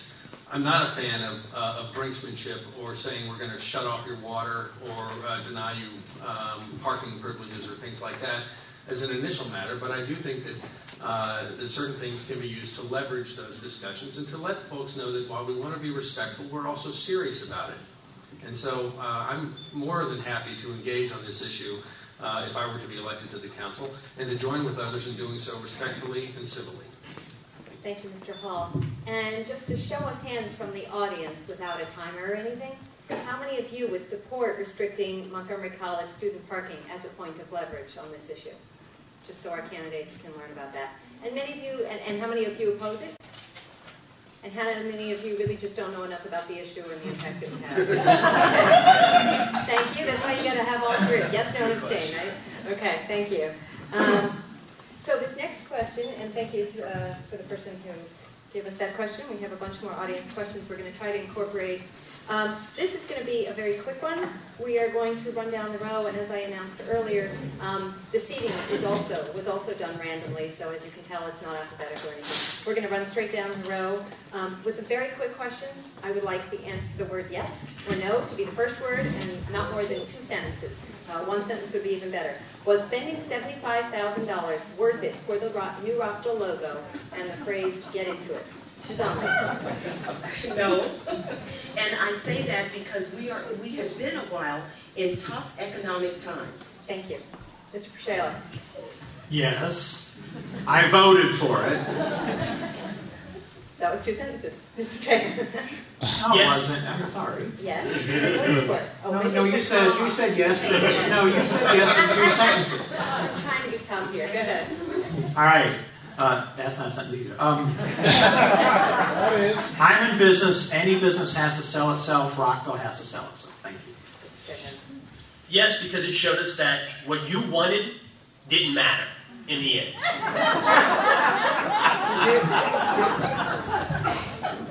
No, it was not a good idea, and it shows disrespect to our citizens because it was the least favorite of all of the options. Wait a second, the question was about $75,000. $75, was it worth it? Okay, you voted for spending $75,000, but okay, we can check it out. There's a press here. Okay. Anyway, the answer is no for the logo, but absolutely yes from what we learned, including how to save money, because the consultant taught us to do that. Ms. Mercutio. Of course I voted no. Why do we want to spend $75,000 of city money on something so frivolous? Thank you. Mr. Moore. No, I don't think it was frivolous, but I don't like the way it turned out. Thank you. Mr. Godfrey? No, and same 2 reasons for Bridget and Phyllis. Citizens wanted another logo, and the least favorite was picked. Hell no.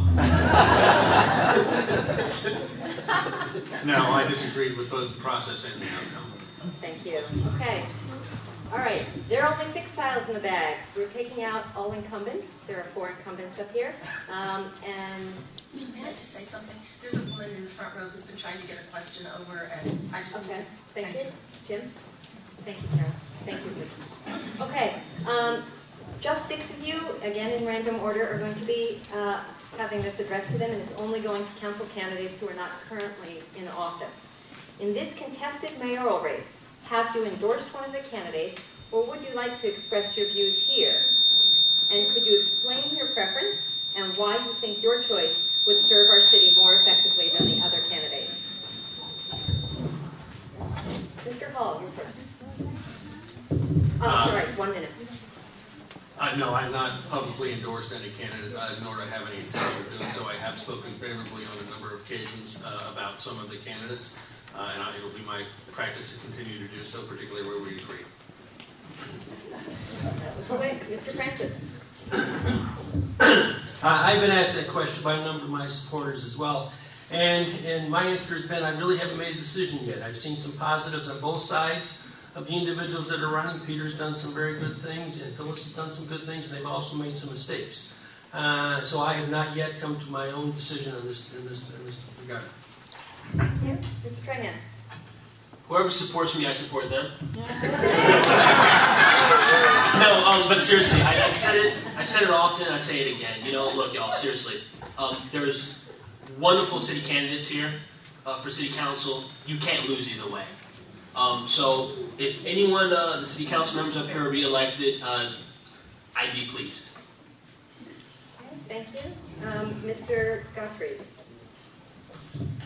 I mean, you can tell from my comments who I think I'm leaning towards. I mean, I think there are some concerns about one of the mayoral candidates about openness to citizen input, especially when speaking at the Citizens Forum. I think also the facts about the budget and just doing that closed, voting for the choice hotels and no public process and spending $1.7 million when specifically, running on open transparency in government, and then go and vote for the choice hotels. So I think there are some concerns about one of the mayoral candidates that are running, and they should really seriously think about that. Thank you. Mr. Moore.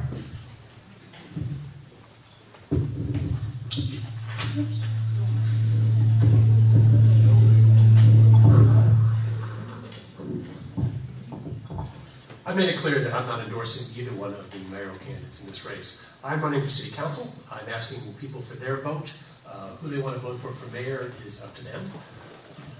The reason I'm not endorsing anybody is I want to make it possible for me to work well with either Mayor Marcuccio or Councilmember Gajewski if they're elected. I don't want to alienate anybody in this race. One of them is going to be the mayor. I'm going to need to work with one of them, whoever wins. Thank you. And Ms. Onley. Actually, I have not publicly endorsed either mayoral candidate. I'm remaining neutral. I've had some of the incumbents reach out to me, and more so than others. And I've also gotten some flack because one of the mayoral candidates contributed to my campaign, and my response to that was, I'm still waiting for the other mayoral candidate's check. So I appreciate all contributions, seriously.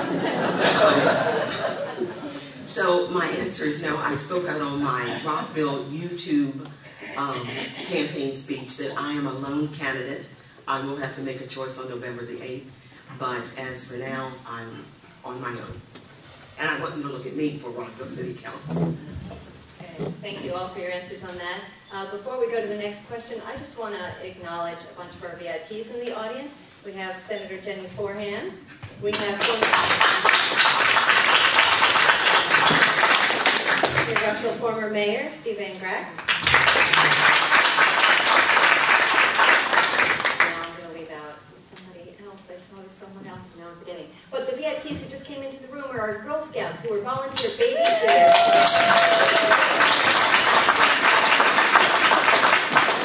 Our Girl Scouts Scouts and our young people are our future. So we're really glad that you're here listening, and thank you for staying. And thank you for volunteering today on Community Service Day, your 25th anniversary. So I had to get that pitch in, right?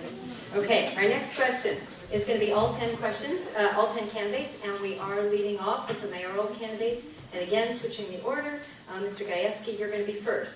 And it's talking about our next city manager. What qualities would you look for in a new city manager? And in what ways would you like to see the new city manager to be similar to or different from our incumbent, Scott Ullery? And you have 1 minute. Mr. Gajewski. Well, first of all, I think we're losing a wonderful city manager. Scott Ullery has served 3 different mayors, Mayor Giamo, Hoffman, and Marcuccio, and I think he's done a tremendous job.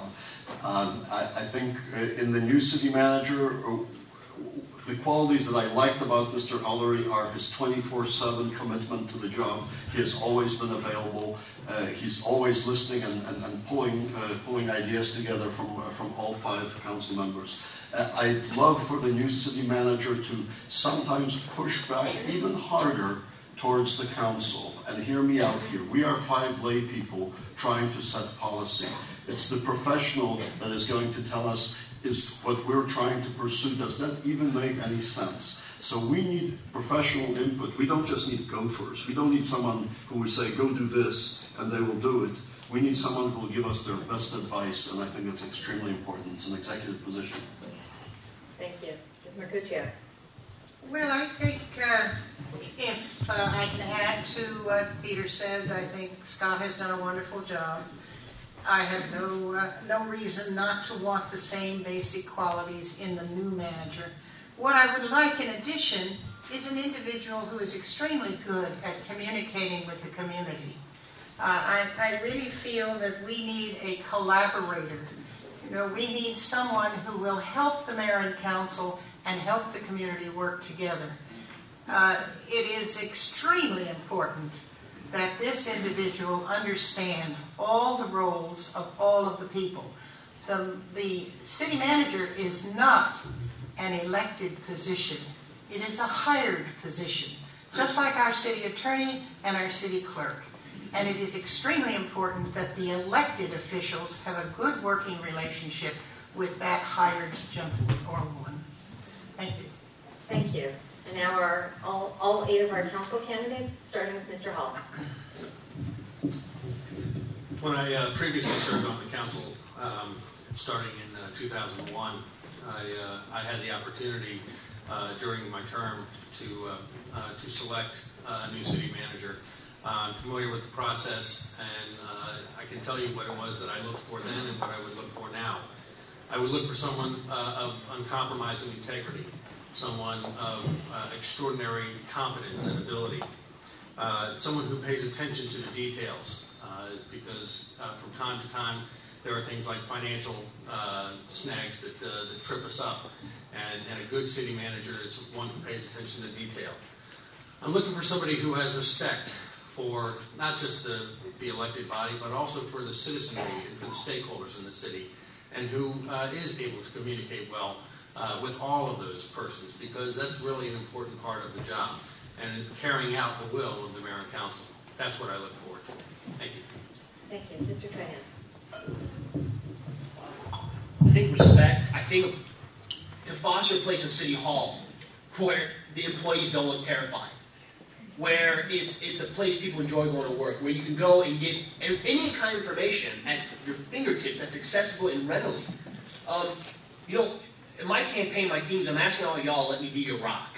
That's responsible governing, outreach, civility, and know your neighborhood. And I want the city manager to have those same qualities. I want them to, be present in the neighborhoods. I want them to educate the mayor and council, because, I'm sorry, I can't remember who said it. The city manager, they know everything, the day-to-day operations. We set policy, but he executes. The qualities that I like is the dedication the current city manager has, the openness. I met with him twice. He answered every question I had as a candidate. Differences. I want to see a city manager that treats all the mayor and councils equally. Thank you.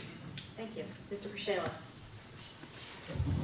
Yes, I want to second a few others have said that Scott Laurie's done a tremendous job. I want somebody who can manage people, somebody who knows how to run a city, the nuts and bolts, that sort of thing. I also want somebody who's assertive. The city manager is the city's executive. He's got to push back on some occasions to mayor and council because mayor and council sometimes step over that. But what I really want is somebody who knows how to tread that often 3-2 divide on mayor and council, and who can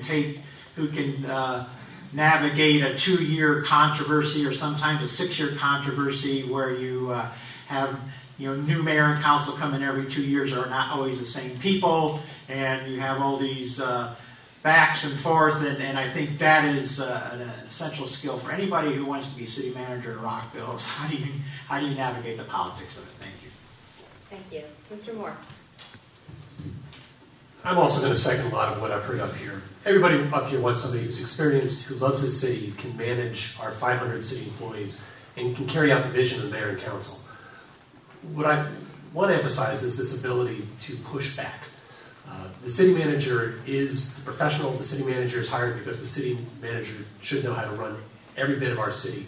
And we have a part-time mayor and council here. We cannot track all the details. The mayor and council sets budget priorities and vision and goals for the city and the city manager. But the city manager is the one who has to actually let us know if those things are unrealistic and they're just not going to work. The worst thing we could do is hire somebody who just agrees with everything we say. We need somebody who will step up to us and say, hey, that's a mistake. In the end of mayor and council's decision is going to be final, but I want to have a really full and honest discussion about every big issue that comes out. Thank you. I actually had this conversation on Thursday with the head of the executive search firm that the mayor and council hired, looking forward and realizing the strengths of the current city manager with what we still need to look for in the next city manager. I want somebody who is experienced in handling a city of our size. I want somebody who's inclusive, will bring all stakeholders at the table. I want somebody who's innovative and has good ideas and listens to others' ideas, gives their managers the ability to manage their departments. Somebody who wants to be on the same team with the mayor and council.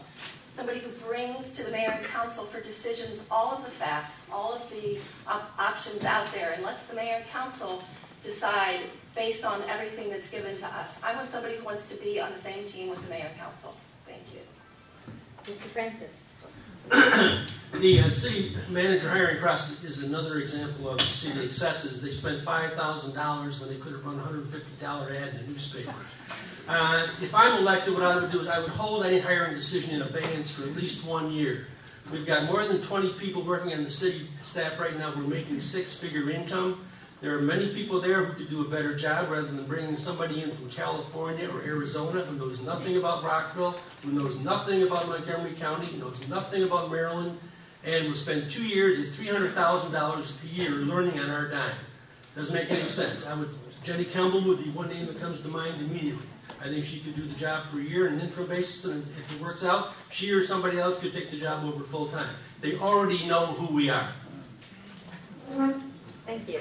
Mr. Godfrey. Interesting idea. I agree with a lot of similar themes that have been mentioned. Definitely communication with the mayor and council is very important. When one of the mayor and councils asks for, has a question, that answer is not just given back to that person who asked the question, but is given to all the mayor and council, so everyone has the same level of information that's being asked. The one thing that hasn't been talked about was everyone's putting so much, pressure or responsibility on one person, the city manager. What we forget is we actually have very experienced departmental managers. So it's not that the city manager is going to be all alone in this process. We have great experience with Gavin Cohen, the director, Department of CFO of the city of Rockville. We have Stacy Webster, who's been in place doing our budget process. We have Craig Simino in Public Works. Bert Hall in Recreation. Susan Swift in Community Development. So it's not that we're going to be alone or be out there without a leader or direction. We have very strong managers in place who have a lot of experience, who can also help guide the city manager. I'm sorry. Where we want to go. Sorry, thank you. Okay, sorry. Thank you, Ms. Onley, for that. And you're up next. Hurry up here.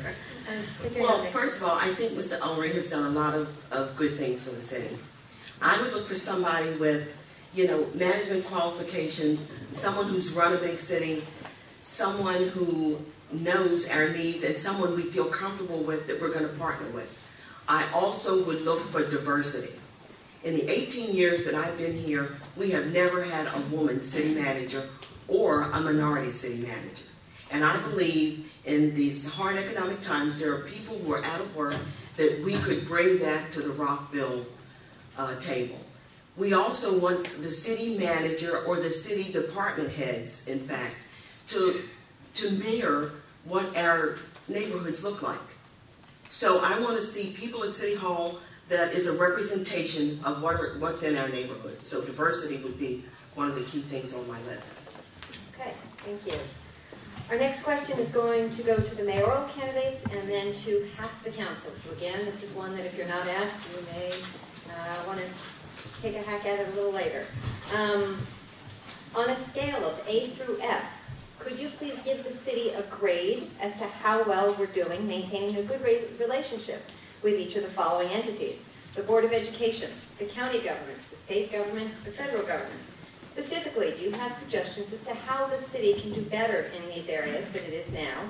And we do have, our neighborhoods have a parochial issue in this because of the gas pipelines that are running adjacent to our neighborhoods, and we need friends in lots of places, and we already talked about the fence and needing relationships there. The pipeline obviously is federal government. The city has no direct control over it, but again, this is about relationships. So we want, again, please be specific, a grade of A through F, and it is 1 minute. What was the entities again? Board of Ed, the county, state, and federal governments. You can put Montgomery College in there, but it's basically other entities that control issues that certainly affect our neighborhoods and our residents. Okay, and that's 1 minute. And let's see, we're going to go with the mayoral candidates first, and it's Ms. Marcuccio first, please, for 1 minute. A through F, and then details. I think I'll give it a collective grade, all right? I think on an A to F basis, we're probably a C right now, and that goes for all of them. I have made a concerted effort. When I came into office, we had anything but a good relationship with all of the entities. We had lost connection with our delegates in District 17. They'd gone off to Gaithersburg. They were more interested in that activity than they were in our city. They have come back to Rockville. They have embraced us again. I have gone to Annapolis and fought for the city time after time. I have visited in the senator's offices and the House of Representatives offices downtown. We have built a direct relationship with many of those groups that we never did before. I even had the county council, the city of Gaithersburg's council, and our Rockville council meet together. Thank you. First time in history. Thank you. Mr. Gajewski. Sure. On Board of Education, at D, fiasco at the College Garden Elementary School with the portables, responsible for that. We can't behave like that as a city. We need to have a relationship if we're going to build better schools in the future. With the county government, a C, how is it that a Wal-Mart on our borders and we're not communicating and working together on this? Choice hotels, how is it that our mayor doesn't vote for a deal that's negotiated, that's important to the county? How is it that parking in the town square, somehow the county is caught off guard? State government at B, we have a great relationship with our delegation, and that's great.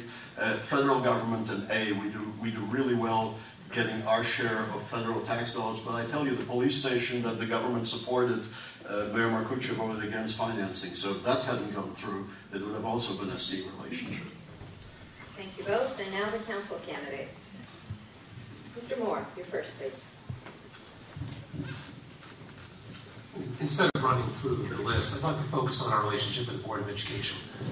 That is something that's been sorely lacking over the years. One of the results is every elementary school in our city is crowded. We can't rely on our rules and our development rules to solve this. We need to reach out and work with the county, work with the school board, and let them know what we need. And what we need is more elementary schools. We need the 100 schools we built. We need to keep a careful eye on what's growing and where and get those things done. There's been an acknowledgement that other areas of the county have done a much better job of making their needs known, and that we have fallen down on that job. If I'm elected, that'll be one of my priorities to work more closely with them, to let them know what we need, because that's the only way we're going to get the schools that we need. The APFO is not going to be the answer on that. It's going to be communication. Thank you. Next, Ms. Unley. On the Board of Education, I give a C along with Montgomery County and the federal government.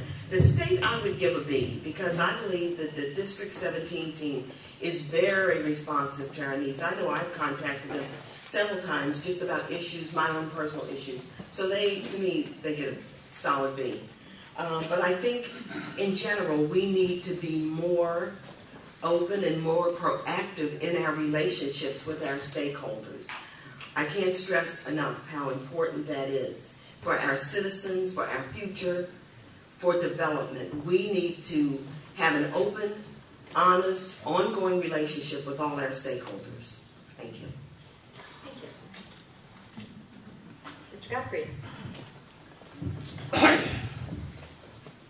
I support the APFO, and we need to make sure that that piece of legislation is in place. I think one of the things that we forget, we do have overcrowding, College Gardens, is that we have a great school system here. Remember, Richard Montgomery, we turned that around, and it's now a magnet school.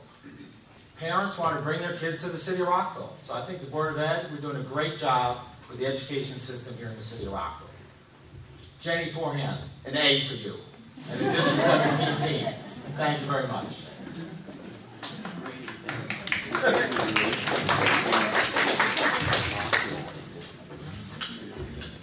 Mr. Priscilla. Board of Education was briefly an E.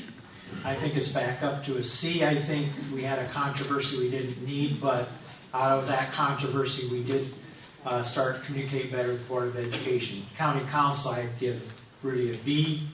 I think all of us, by the way, who are elected are currently communicating with County Council, State Delegation, Board of Education, and others to improve our relationships, which weren't all that good 2 years ago, 4 years ago. State government, I agree, is B or an A, something like that. Federal government, basically we're looking for them for money. They don't have a whole lot of contact, but in terms of getting what we want, I think we do a very good job. I think our city staff, by the way, has really done an excellent job in the last 2 years of keeping us informed of what the issues are at these other levels and how they affect Rockville and how we can interact. And I am attending to the County Council state legislative meetings now. Thank you. Thank you. And now the other half of the council candidates will get another question. Recently there has been buzz about deteriorating relationships between staff and the mayor and council. We've talked about city manager, but it's staff at all levels who help make our city so great. And we need to make sure that relationships are good between staff and mayor and council. Do you believe that this is an accurate perception, that there are problems? And if so, what would you do to improve relations and to retain staff? And that will be 1 minute. And Mr. Hall. Okay, thank you. Well, I think that if the question is asked, then obviously the problem's been identified as one, at least to some people. And we have had 2 significant leadership resignations just over the course of the past several months. Of course, the council's relationship is primarily with the city clerk, the city manager, and the city attorney. And so interactions with staff really need to go through them as a matter of both protocol and accountability, because the city manager must be accountable. That indeed must be one of his qualifications in the new search as well, to the mayor and council. I guess I'll hit again upon the theme of mutual respect, civility, and cooperation. Those kinds of problems that are being alluded to here are probably largely a result of a failure in those areas. My objective, my personal commitment, is to return civility, cooperation, and respect to the council, and I'm pledged to do that and to embody that in my work. Thank you. Thank you. Ms. Newton.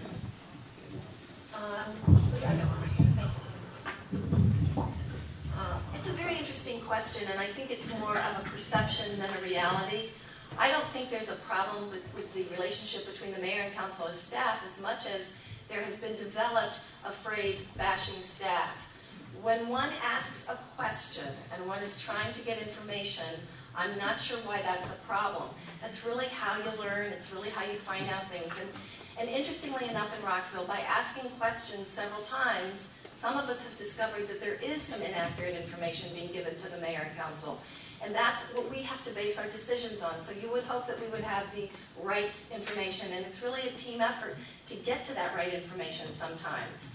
I have full respect for our staff, and I look forward to a time when the mayor and council can interact in a more comfortable manner with people, so that when answers are needed, we're able to go to the source and really work together as a team. Thank you. Thank you. Mr. Trahan. I'm not going to be controlled, because y'all don't strike me as the type of people that can be controlled or puppeted. I'm not even elected yet, and I'm already talking to all kinds of staff, and that's not going to stop. Because if you go through a funnel, you can't get a real picture of what's going on. When I first checked in my platoon sergeant told me, LT, we got a problem, sir. You got all the pull, you have all the power, but you don't know anything about anything. A good officer always listens to their sergeants. So I think a city council member needs to listen to the department heads, needs to listen to the employee who on a cold winter day is hauling the trash. So the question is, I think, to get respect, you first have to give respect. And I will treat the garbage man the same way I treat the city manager, the same way I'll treat any other candidate in the mayor up here. Thank you. And wrapping it up, Mr. Francis. It's been well known for a long time that the city staff actually run the city. The mayor and councils have been very weak. They've been pushed off to ribbon-cutting ceremonies, activities that have little to do with the day-to-day operation of the city. That's going to have to change. That's why we've got these bloated departments. We've got 3 times as many people in the finance department as we need, 2 times as many in personnel, because the individual staffs have been building their own empires for some time. A strong mayor and council is going to have to reverse that, and it's going to take some effort, it's going to take some guts, and I think I can do that. Thank you. Thank you. And our mayoral candidates now. Mr. Gajewski, you're first on this one. Sure. All you have to do is review some mayor and council meetings to see where this perception comes from. And the staff has no option but to address us as Honorable Mayor Marcuccio or Honorable Councilor Gajewski and the other council members as well. And some of the council members, call them out by first names. Scott, how about this? Gavin, can you tell me this?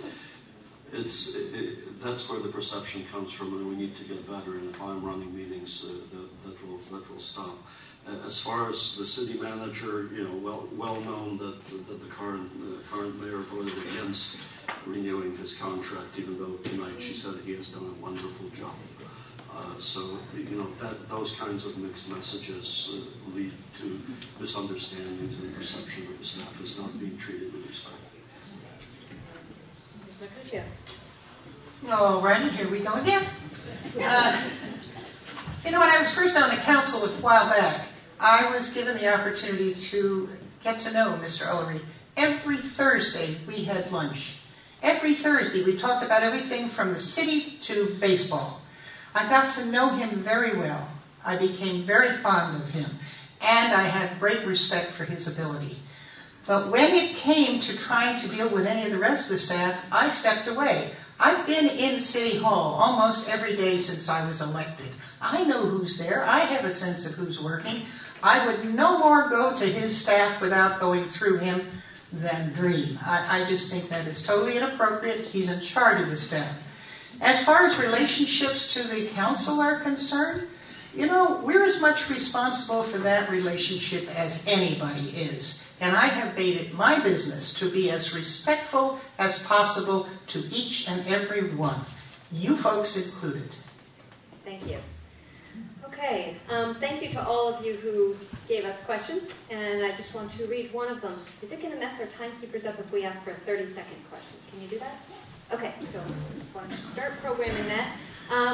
Question came from the audience. Why is it a good idea to permit the building of a giant Walmart on Rockville Pike? And if you don't think it's a good idea, how will you stop it? So you're each going to have 30 seconds, and it will go to everybody. Ms. Newton. I don't think building a Walmart on Rockville Pike is a good idea. And I would like to think that I could stop it, but I need a lot of people to help. I spoke with the county council the other evening at our MML meeting, and the comment was made that it's not a finished deal yet, that we still have the planning board. So all of us who don't want the Walmart need to get together and let our feelings be known. Thank you. This is going to go quickly. Ms. Omley. Well, there are pros and cons to this situation. I mean, Walmart brings in a lot of money. People like to shop at Walmart, although it's going to bring a lot more traffic on Rockville Pike. And the location that it's going, I think it's probably the worst location on the pike for it to be. Oh my gosh. So my answer is I don't really support it. It's good, it's smart growth, but I think it's the wrong place. It goes fast. Mr. Trahan, you're next. No, because we already have one in Aspen Hill. What we would do if I get elected, we have a petition day. And we use Channel 11, and anyone who's opposed to City Hall, you come on that day, I will take a day off of work, hold the petition, and we will sign it. And then I myself, along with my colleagues and the mayor, will go marching up to the county planning commission or the county council and will present our petition. In addition to that, I'm going to write Mr. Van Hall a really nice note saying, please, please, please don't support Wal-Mart coming to Rockville. Thank you. Thank you. Mr. Priscilla. No, it's not a good idea, and it's not smart growth either. It shows the limitation of our APFO. We don't allow box stores like that in Rockville, but here we got one on our border.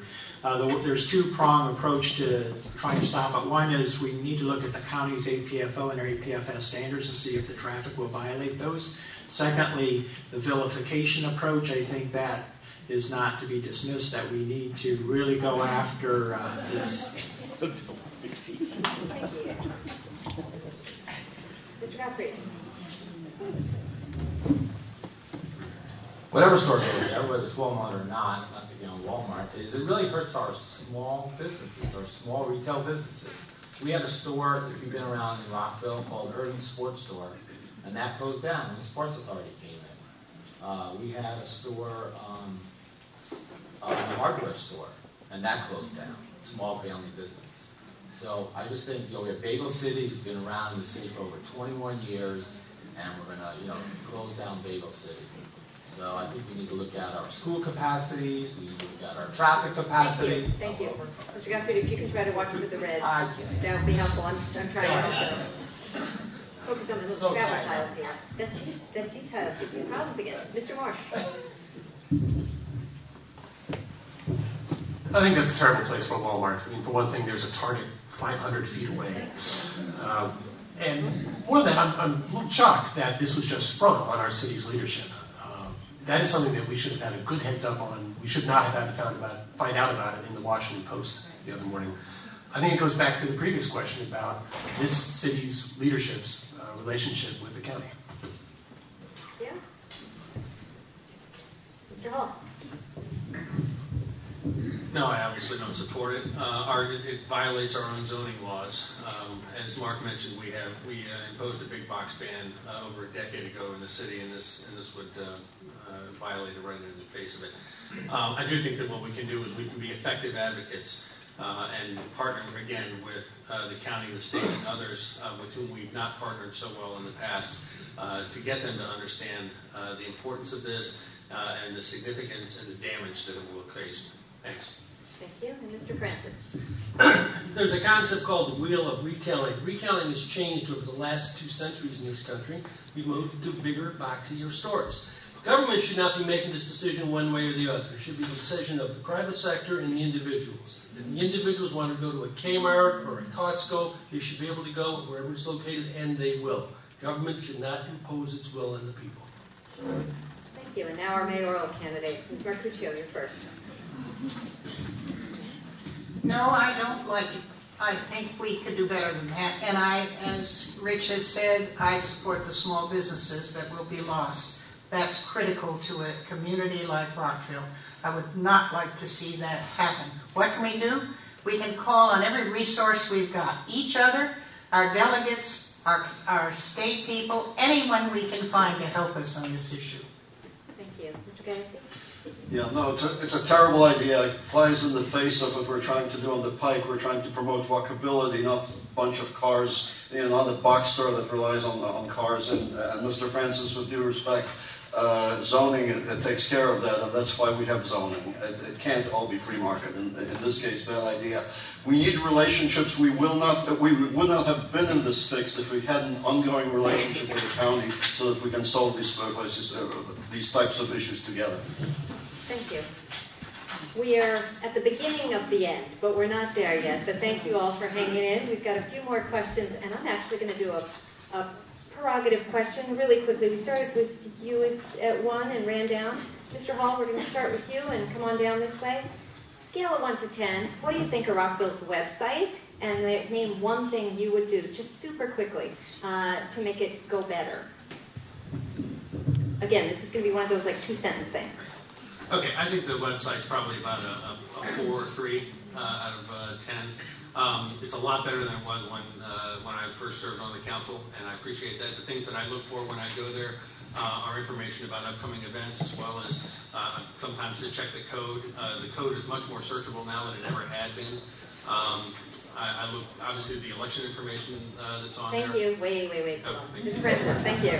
As websites go, it's fine. I've searched 8 websites of different municipal governments, and it's probably right in the middle. It could be improved, but it's not bad. Okay, thank you, Mr. Guthrie. Again, the website is improved. The IT department is a 5-year plan to improve it with something called the dashboard. We can drill down on the numbers, which is a great improvement. Okay. And streaming video. Okay, thank you. Mr. Moore. I'd give it a 7. I think what's currently going on is very well represented on there. If you want to dig in a little bit about what's happened in the past, it's a little bit hard to find. Thank you. Ms. Marcuccio. I think it needs a lot of work. It certainly is let's say it's full of ideas and material, but you can't find a thing. Thank you, Mr. Gansky. When I first started on the council, it was a 3. Now it's a 6. But we should be investing in infrastructure. I consider this infrastructure. We did pass money, so it will soon be 8, 9, or hopefully done. Thank you. Ms. Newton. I give it a passing grade, but not a successful grade. The Communications Task Force gave recommendations to improvements. Some were made. It's getting better, but we've got a lot of work to do. Thank you. Mr. Trahan. A 5, and I would want to see a citizens virtual forum where Mayor and Council sessions, you could type in a question and the Mayor and Council would have to answer. Thank you. It's like customer service at 2 in the morning. Is that it? Live trader. I give it a 2. It's way too busy and way too small print. Too much on the home page. That's what I would improve about it. Thank you. I give it a 5, and I'm a little critical of it. I retired from IBM, where I was used to their systems. I key something in, it bounced right back at me. So I'd give it a 5. It needs a lot of improvement. Okay, thank you. Thank you all for that. And I hope the next mayor and council will take that as part of its very large agenda. So this is a question now for just our 8 council candidates. You were told at the beginning, what question were you not asked this afternoon that you would like to answer? And that could be anything that you were not asked.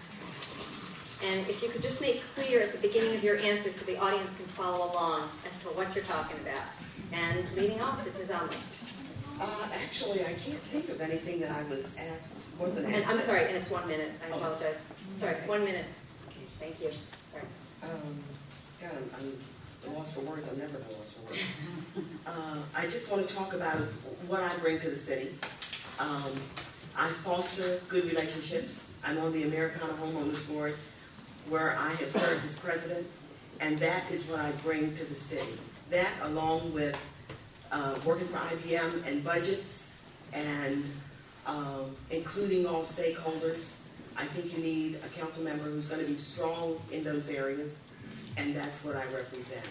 So I just want to bring that. Nobody asked me that, but you didn't ask anyone else either. All right, a question you were not asked that you want to speak to, Mr. Francis. I guess the question I would have liked to ask is, should the city still have a city manager form of government? I'm not so sure it's... Mr. Francis, I'm sorry, let me interrupt you for a second. One of the questions that these three civic associations came up with, but that your half of the council, that you were not invited to. I thought there was a question asked about city manager. I think it was Okay, it sounded like you were doing form of government, which was different than what you're looking for. Sorry, I'll be Question quiet. came in as Go ahead, to go for it. hiring a city manager. The question is, should we hire a city manager? Because should we have a city manager form of government? Okay. I think that should be explored, it should be looked at. I think elected officials are more accountable to the people. The elected officials we've had in mayor and council have had little accountability. It's been turned over to staff, and it's been turned over to a city manager. So that's my response to that issue. Thank you, Mr. Francis, and I apologize for interrupting. Okay, Mr. Moore. I'd like to address the APFO. It concerns me when I hear people saying that the APFO is going to solve all of our school crowding problems. And really, when we're talking about that, we're talking about school crowding. The committee that the Planning Commission put together, they put out some numbers, and one of the things that really caught my eye is 85% of the growth in our public school population in Rockville is from existing housing. 85%. So stopping new growth is not going to stop overcrowding in our schools. It's going to get worse and worse and worse. I think of my own experience. I bought my house from a couple that didn't have any kids at home, and now I have 6 kids at home, all of them in the public schools here in Rockville. You know, if you want to look at who's causing the overcrowding in Rockville, it's me. But it's also you, and it's everybody who came to this city because we have great schools, and people who came to the city and had kids because we have great schools. That's a terrific problem to have, but it's not one that the APFO or any law that any city has is ever going to fix. Well, the APFO, what it's doing is we're bleeding from our side, but we're putting a Band-Aid on our forehead. Thank you, Mr. Moore. Next, Ms. Newton. I wasn't asked the question about who I supported for mayor. And I want to tell you that when I ran in 2009, I didn't support either candidate because I hadn't worked with either candidate, and I wanted to be able, as some have said, to work with both, should I be lucky enough to get elected. This time around, I have worked with both candidates, and I will tell you I strongly support our current mayor, Mayor Marcuccio. She is intelligent, she is inclusive, she is innovative in her ideas, and she has led this city to the best of the ability of those who have allowed her to do it for 2 years. I'm sorry I wasn't asked that question because it's unequivocal for me in working with both candidates. Who welcomes discussion, who welcomes interesting and different ideas, and who doesn't? Thank you. Thank you. Mr. Taylor. I wasn't asked about the adequate public facility ordinance, and I want to ask people, what about 830 kids in College Gardens Elementary School don't people get? It's overcrowded. Same with Bell. The thing about the APFO, it can give a false sense of security. We need to have an APFO because the county has one, but it has caused us considerable distress between us and the county and the state. What was not mentioned is we almost lost our development sovereignty over the public school system, over the APFO standards for College Gardens. Mayor Marcuccio and I had to go up to Annapolis to fight it off at a hearing. We hired a lobbyist on our behalf.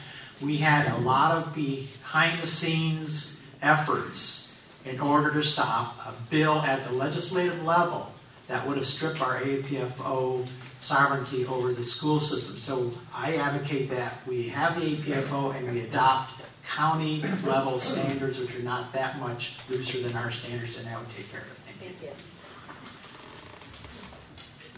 Mr. Hall. Thank you. I was not asked the question about the budget shortfall and whether I would increase taxes and fees or reduce compensation. As I said before, to address budget challenges, I think we really need to strengthen our commercial tax base. Residents are carrying almost 70% of the load, and that's too much.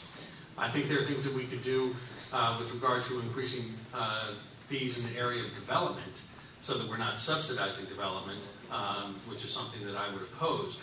But I'm not interested in raising taxes. In fact, I want to restore your $100 rebate that the current council abolished this year. With regard to budget cuts, there are a few specific things I could think of.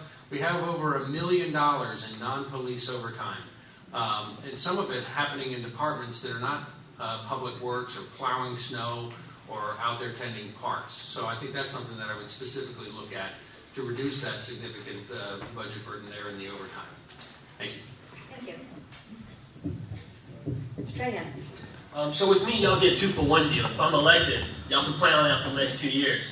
The question about the grade, my grandma always told me, when you point one finger at someone, 3 point back. So I would give us a D. If you look at mayor and council on television, it's toxic. Who can blame anybody for not wanting to come to the table? I will work with anybody, but here comes the second part. I'm supporting Mayor Phyllis Marcuccio. Because even though I don't agree with what she says all the time, it's open. And she never says a nasty word when it comes to an idea. She'll say, yes, I disagree, but that makes me feel comfortable. So there we go. Okay. All the questions for the audience. We're coming close to our time. We have 2 more questions. We can skip one of them and go straight to closing, or we can do quick. Are you guys willing to go till 2:10 or 3:10? Okay? Sure. Okay, we're going to go for it. That's it. Just 30 seconds then, just so we can very quickly do this. We'd like to know, you all have listened to your opponents' positions, both in this forum and in others. Please identify one candidate you're running against. That would be for the same office that you're running against, who holds a position that you oppose, and tell us why you differ. So, and it's going to be 30 seconds, so real specific. And again, since we all care about stability, just really quickly, he's for it, I'm against it, vice versa, very specific, because yes, that's what I'm doing. Voters really need to understand the distinction, and so the question is, can you either in this debate or in any previous forum identify one candidate that has a different position on a specific issue than you do, and identify that issue and explain briefly why you have a different position. Okay? 30 seconds. Mr. Moore.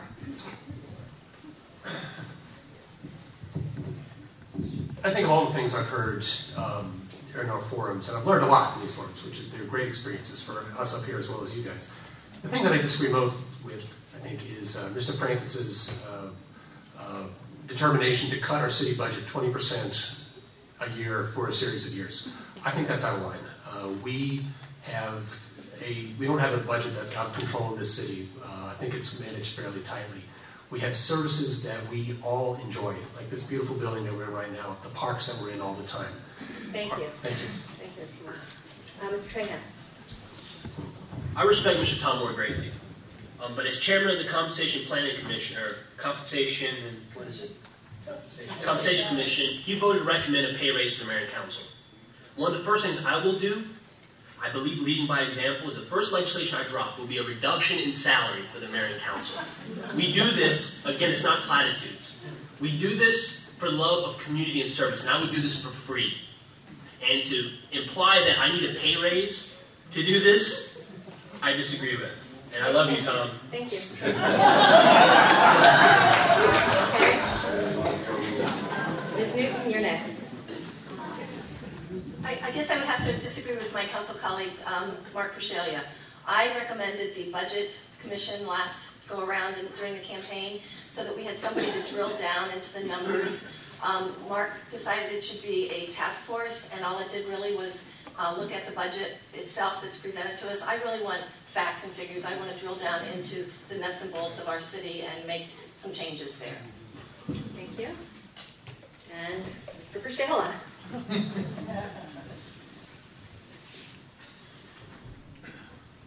I've been blasted a couple of times on this task force. I disagree that we should have a budget commission. I don't know what it will do. It is the province of the mayor and council to scrub the budget. I tried to scrub the budget of Redgate. I finally succeeded. Trash was another one that came on a little bit before me. It took huge time to scrub that out of the budget. I don't appreciate these cheap shots on the Finance and Budget Task Force. Thank you. Thank you, Mr. Hall. Actually, the matter I wanted to bring up was something that 2 of the current council members had supported and which I would have opposed, and that was the annexation that just occurred up across from the King Farm community at Silver. That annexation, in my view, was totally inconsistent with our adequate public facilities ordinance. I think it was also perhaps not terribly respectful of the persons who would be there, given its location, and the 417 units that would be there. Thank you. Thank you, Mr. Hall. Mr. Francis. I'll go on record as being opposed to the annexation issue as well. And the other issue I'd like to speak out about was Tom Moore's attempt to use a red herring against Bridget about her campaign funding in 2009. I thought that was a real cheap shot and uncalled for, and it shouldn't have been done. Okay. The next person is Ms. Onley. I disagree with the mayor and council, and there were several members asking staff to come up with a recommendation and a plan for the city clerk to report directly to the city manager. I believe that is letting citizens who may complain about the city manager go to the city manager to complain about the city manager. So I think the structure should stay as it is. Thank you. Thank you. And wrapping up, Mr. Godfrey. Yes, I disagree with the current male council candidates who continually spend our public dollars without a public process and for public-private partnerships, like Choice Hotels, like leasing a golf course, and now we have to find over $300,000 in our general fund for tax revenue. So we're going to have, the next council is going to have to find $2 million when they hit the ground on November 28th, which has not come out. And that was approved in the last month. That was the thank you very much. Thank you. Okay, and our mayoral candidates, Mr. Gajewski. Sure. I disagree with Phyllis Marcuccio's vote against financing infrastructure, specifically our pipe replacement program, which is crucial, and our police headquarters, which is also crucial. She voted against it twice. She claims she's for it. I'm glad she's for it, but had she prevailed, they wouldn't be going forward. Thank you. Ms. Marcuccio.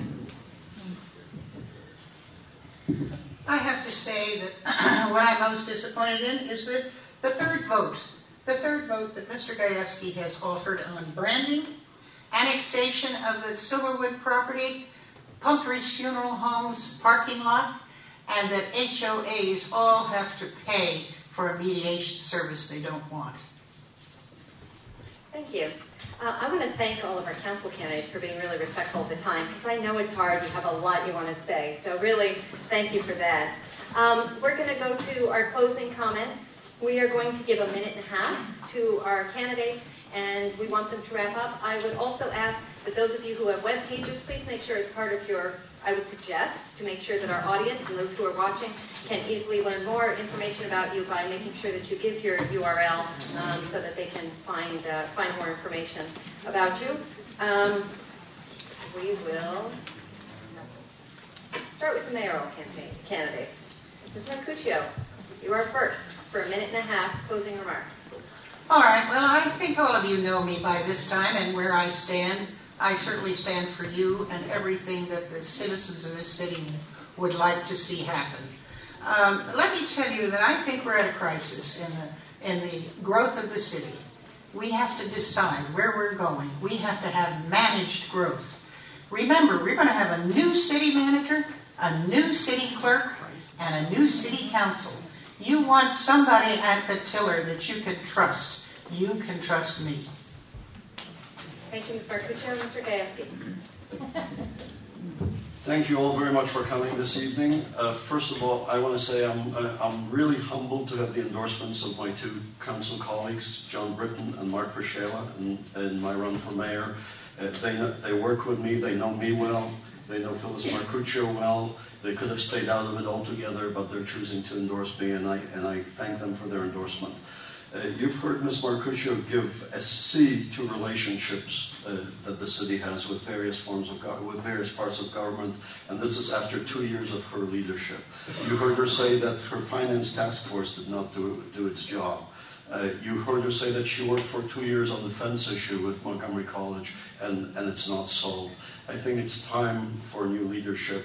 I ask for your vote on November 8th. If you give me your vote, I will solve these problems. I'll rebuild our relationships that have been badly tarnished over the last 2 years with the Montgomery County Public Schools, with the Montgomery County, with the state of Maryland, and with Montgomery College. Thank you very much. Thank you. Thank you both. Let's have a hand for both candidates for mayor.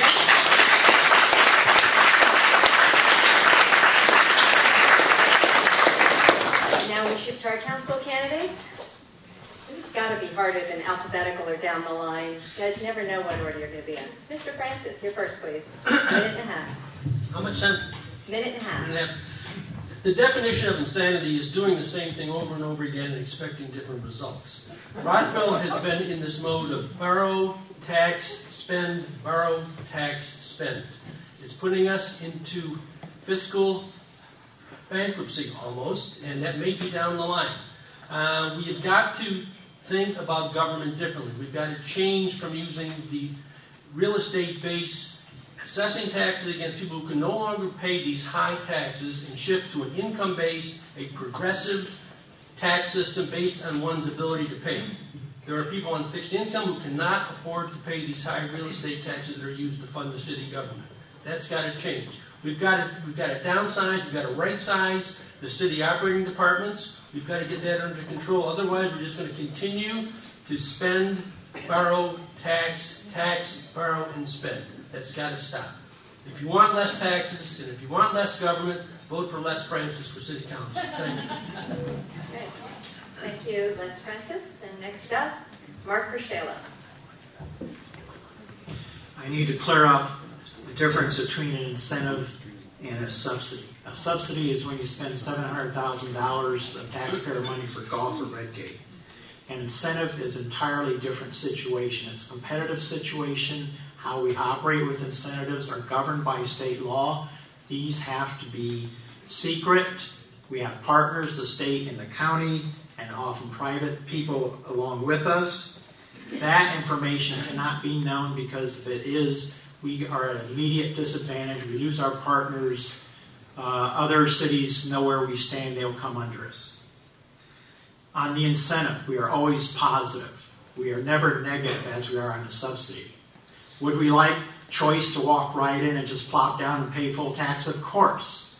But if we don't give the incentive, we don't get them at all. So the proper comparison is zero versus something versus a fairy tale. We either do the incentives, we do them properly, or we don't get them, and that is what's happening there. And I don't appreciate that. We're told we didn't follow a process that is governed purely by state law. And I support Peter Gajewski. He knows what he's doing. He's an accomplished man. He understands a budget. He understands complex issues. He is a leader. Not many people can take a national philharmonic from virtually nothing to an international force in the time he's done it. Thank you. Thank you, Mark Rochella. Next candidate is Bridget Newton. I'd like to thank the College Gardens, Woodley Gardens, and Plymouth Wood Associations for holding this forum today, and all of you for coming. I think it's been very clear just in this past 2 hours, the differences between the candidates, our style, our ideas, our goals for Rockville. Just one note, just reminded me when Mark said that, the Philharmonic actually started here in Rockville at the F. Scott Fitzgerald Theater. So we... You started it. Well, you started it, but I think that was the first home, which is a wonderful tribute for Rockville. It did. Okay. In terms of transparency, I just want to say that I am all for transparency. I made a suggestion last week that the candidates put their forms, make their forms public prior to the last issue of the Gazette before the election, and that vote will come up on Monday evening. It will probably be voted down. My forms will be up. It is important for you, the voters, to know who is contributing to each of our campaigns. It's far more important to know who's giving to our campaigns than it is to know the spousal employment for each of our spouses, which is the proposal put forth earlier.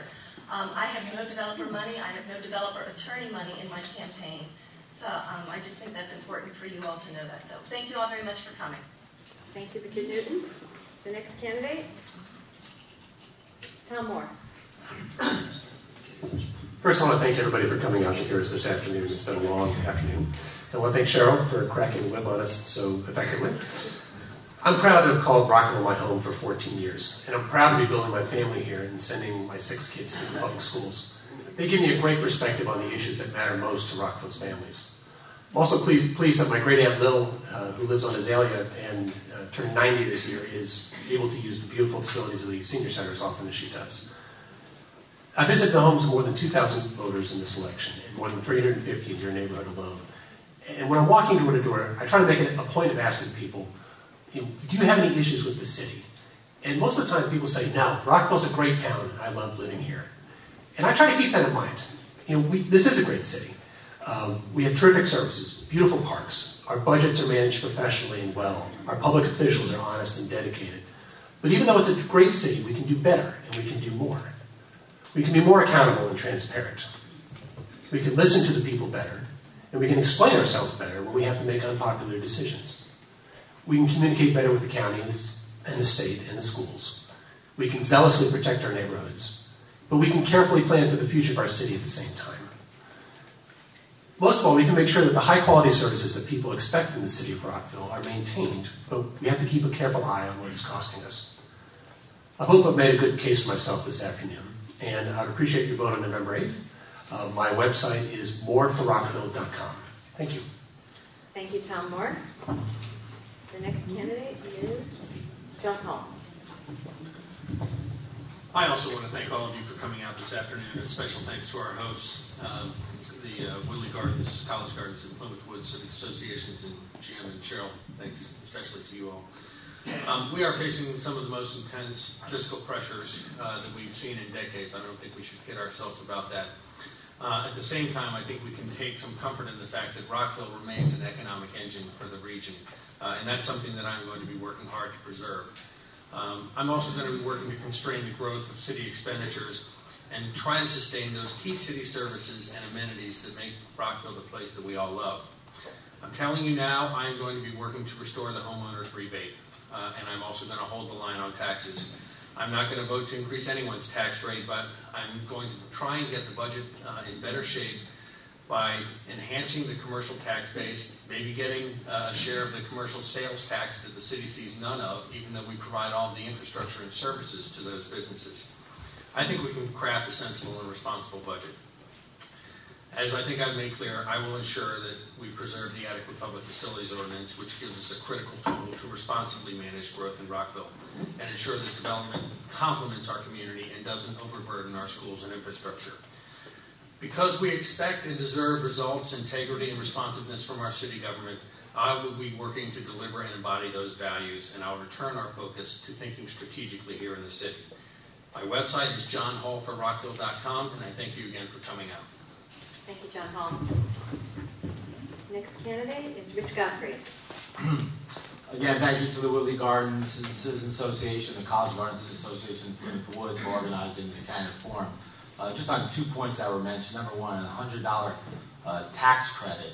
That was proposed by Mayor Phyllis Marpuccio in 2007 and Ann Robbins as an offset to the increase in our fees for stormwater management for $40 and for the golf course subsidy. And that's why that $100 property tax credit came into place, was to make us whole. Okay. Number two was when our tax dollars are being used to build buildings that we cannot use, that deserves our respect to have a public hearing so that we can have a voice on how our tax dollars are being spent. Current financial climate, every decision should be well thought out. The chief objective of a good city council is to safeguard our important community assets, our schools, our services, and our parks. Proving a realistic budget that serves the public good is an integral part of a councilman's responsibilities.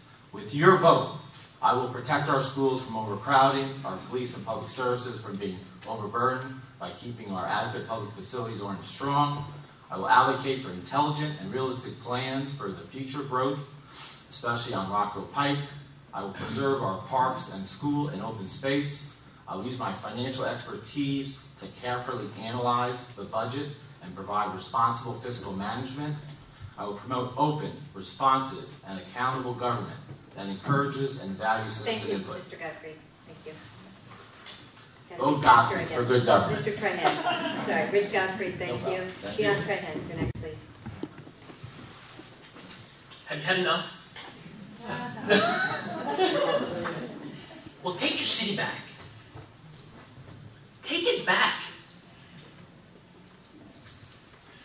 I guarantee y'all, you come to the new city hall, you'll be welcomed with love, with respect, but more importantly, I'm going to listen. Because y'all, I don't know all the answers. And I'm not going to sit up here and pull your leg and tell you that when you elect me, November 9th, all of a sudden it's going to be rainbows and cherries. No. The city council predicts that the next 5 years things will get worse before it gets better. And when things are hard, and in desperate times, that's when you need a rock. Fear overcomes us so easily.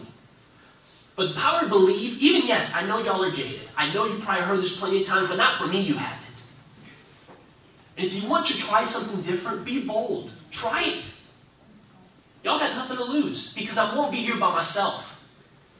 I'll have a mayor, 3 council members that are teammates. So the possibilities are endless. What do I mean by that? The fleet services in fiscal year 2012 spent $1.5 million, oil and gas. Why not use compressed natural gas? Ready, $541,300. For what? We have a Chamber of Commerce. The fat is there to be trimmed. www.votetrawhome.org. Thank you. Thank you very much.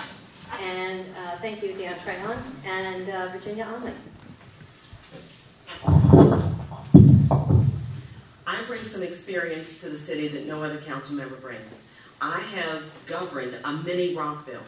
As being a board member on the Americana Homeowners Association, we have the same budget restraints that the mayor and council have and have to make the same budget decisions. Our board serves as the governing body. I've served as board president, so I've been mayor of Americana Center. Currently, I'm a council member at Americana Center. We have a general manager that serves as the city manager and makes all the decisions for us. And we are at the end of a $3 million storm management, garage, plaza deck renovation. We had to make tough decisions and we had to explain to the citizens of Americana why we were spending $3.1 million of their money, holding town meetings, keeping all stakeholders informed. I'm also known as a unifier. When Mayor Rose Cresnell asked me to join the Human Rights Commission because there were some funny things going on with the personalities there, I stepped up to the plate and joined because it was my patriotic duty. When Mayor Jim Coyle asked me to be a member of the Compensation Commission, again, my civic duty, I stepped up to the plate. I have a reputation for including all stakeholders. I will do that as your council member. To hear more about me, please visit my website, votevirginiaonley.org. And thank you for having us today, and thank you for listening. Thank you, Virginia Onley. Just a few quick things, and then we can thank all of our candidates. I want to thank our hosting organizations today, Woodley Gardens, College Gardens, and Plymouth Woods. We came together again this time to present these candidates, and we're grateful that they all came. And thank you for sending in questions in advance and for filling out index cards today. Thank you to the committee, led by Jim Rashofsky, Tom Miner, Demetrius Vale, Jerry Cashin, and me. The number of emails and not long hours trying to figure out these questions, we hope reflected some of the priorities that you all had. We really thank you, the audience, for being with us today, again on a beautiful fall afternoon. I want to thank David Spitzer for being our videographer and for cranking it, making sure this gets posted. I hope that all of our candidates who have websites will upload the link and make sure that people can find this debate that way. Put it on your Facebook page, tweet about it. We will also be making sure that it goes out to as many residents as possible. If you're on your email list for your local civic association, you'll hear about it that way. But we want to make sure that others who couldn't attend today can watch this. We certainly hope that everyone here and everyone watching makes sure that they come out and vote on Tuesday, November 8th for the candidates of your choice. There's going to be a mayor and 4 council members who are selected to serve us for the next 2 years. and polls are going to be open from 7 a.m. to 8 p.m. And with that, I'd like to thank the Rockville Senior Center for letting us be here today. It's a beautiful institution, and we're lucky to have it in our neighborhoods. And I'd like to thank all 10 of these candidates for running, for working hard, for learning about all the issues, and for sharing their views with us today. Let's give them all a round.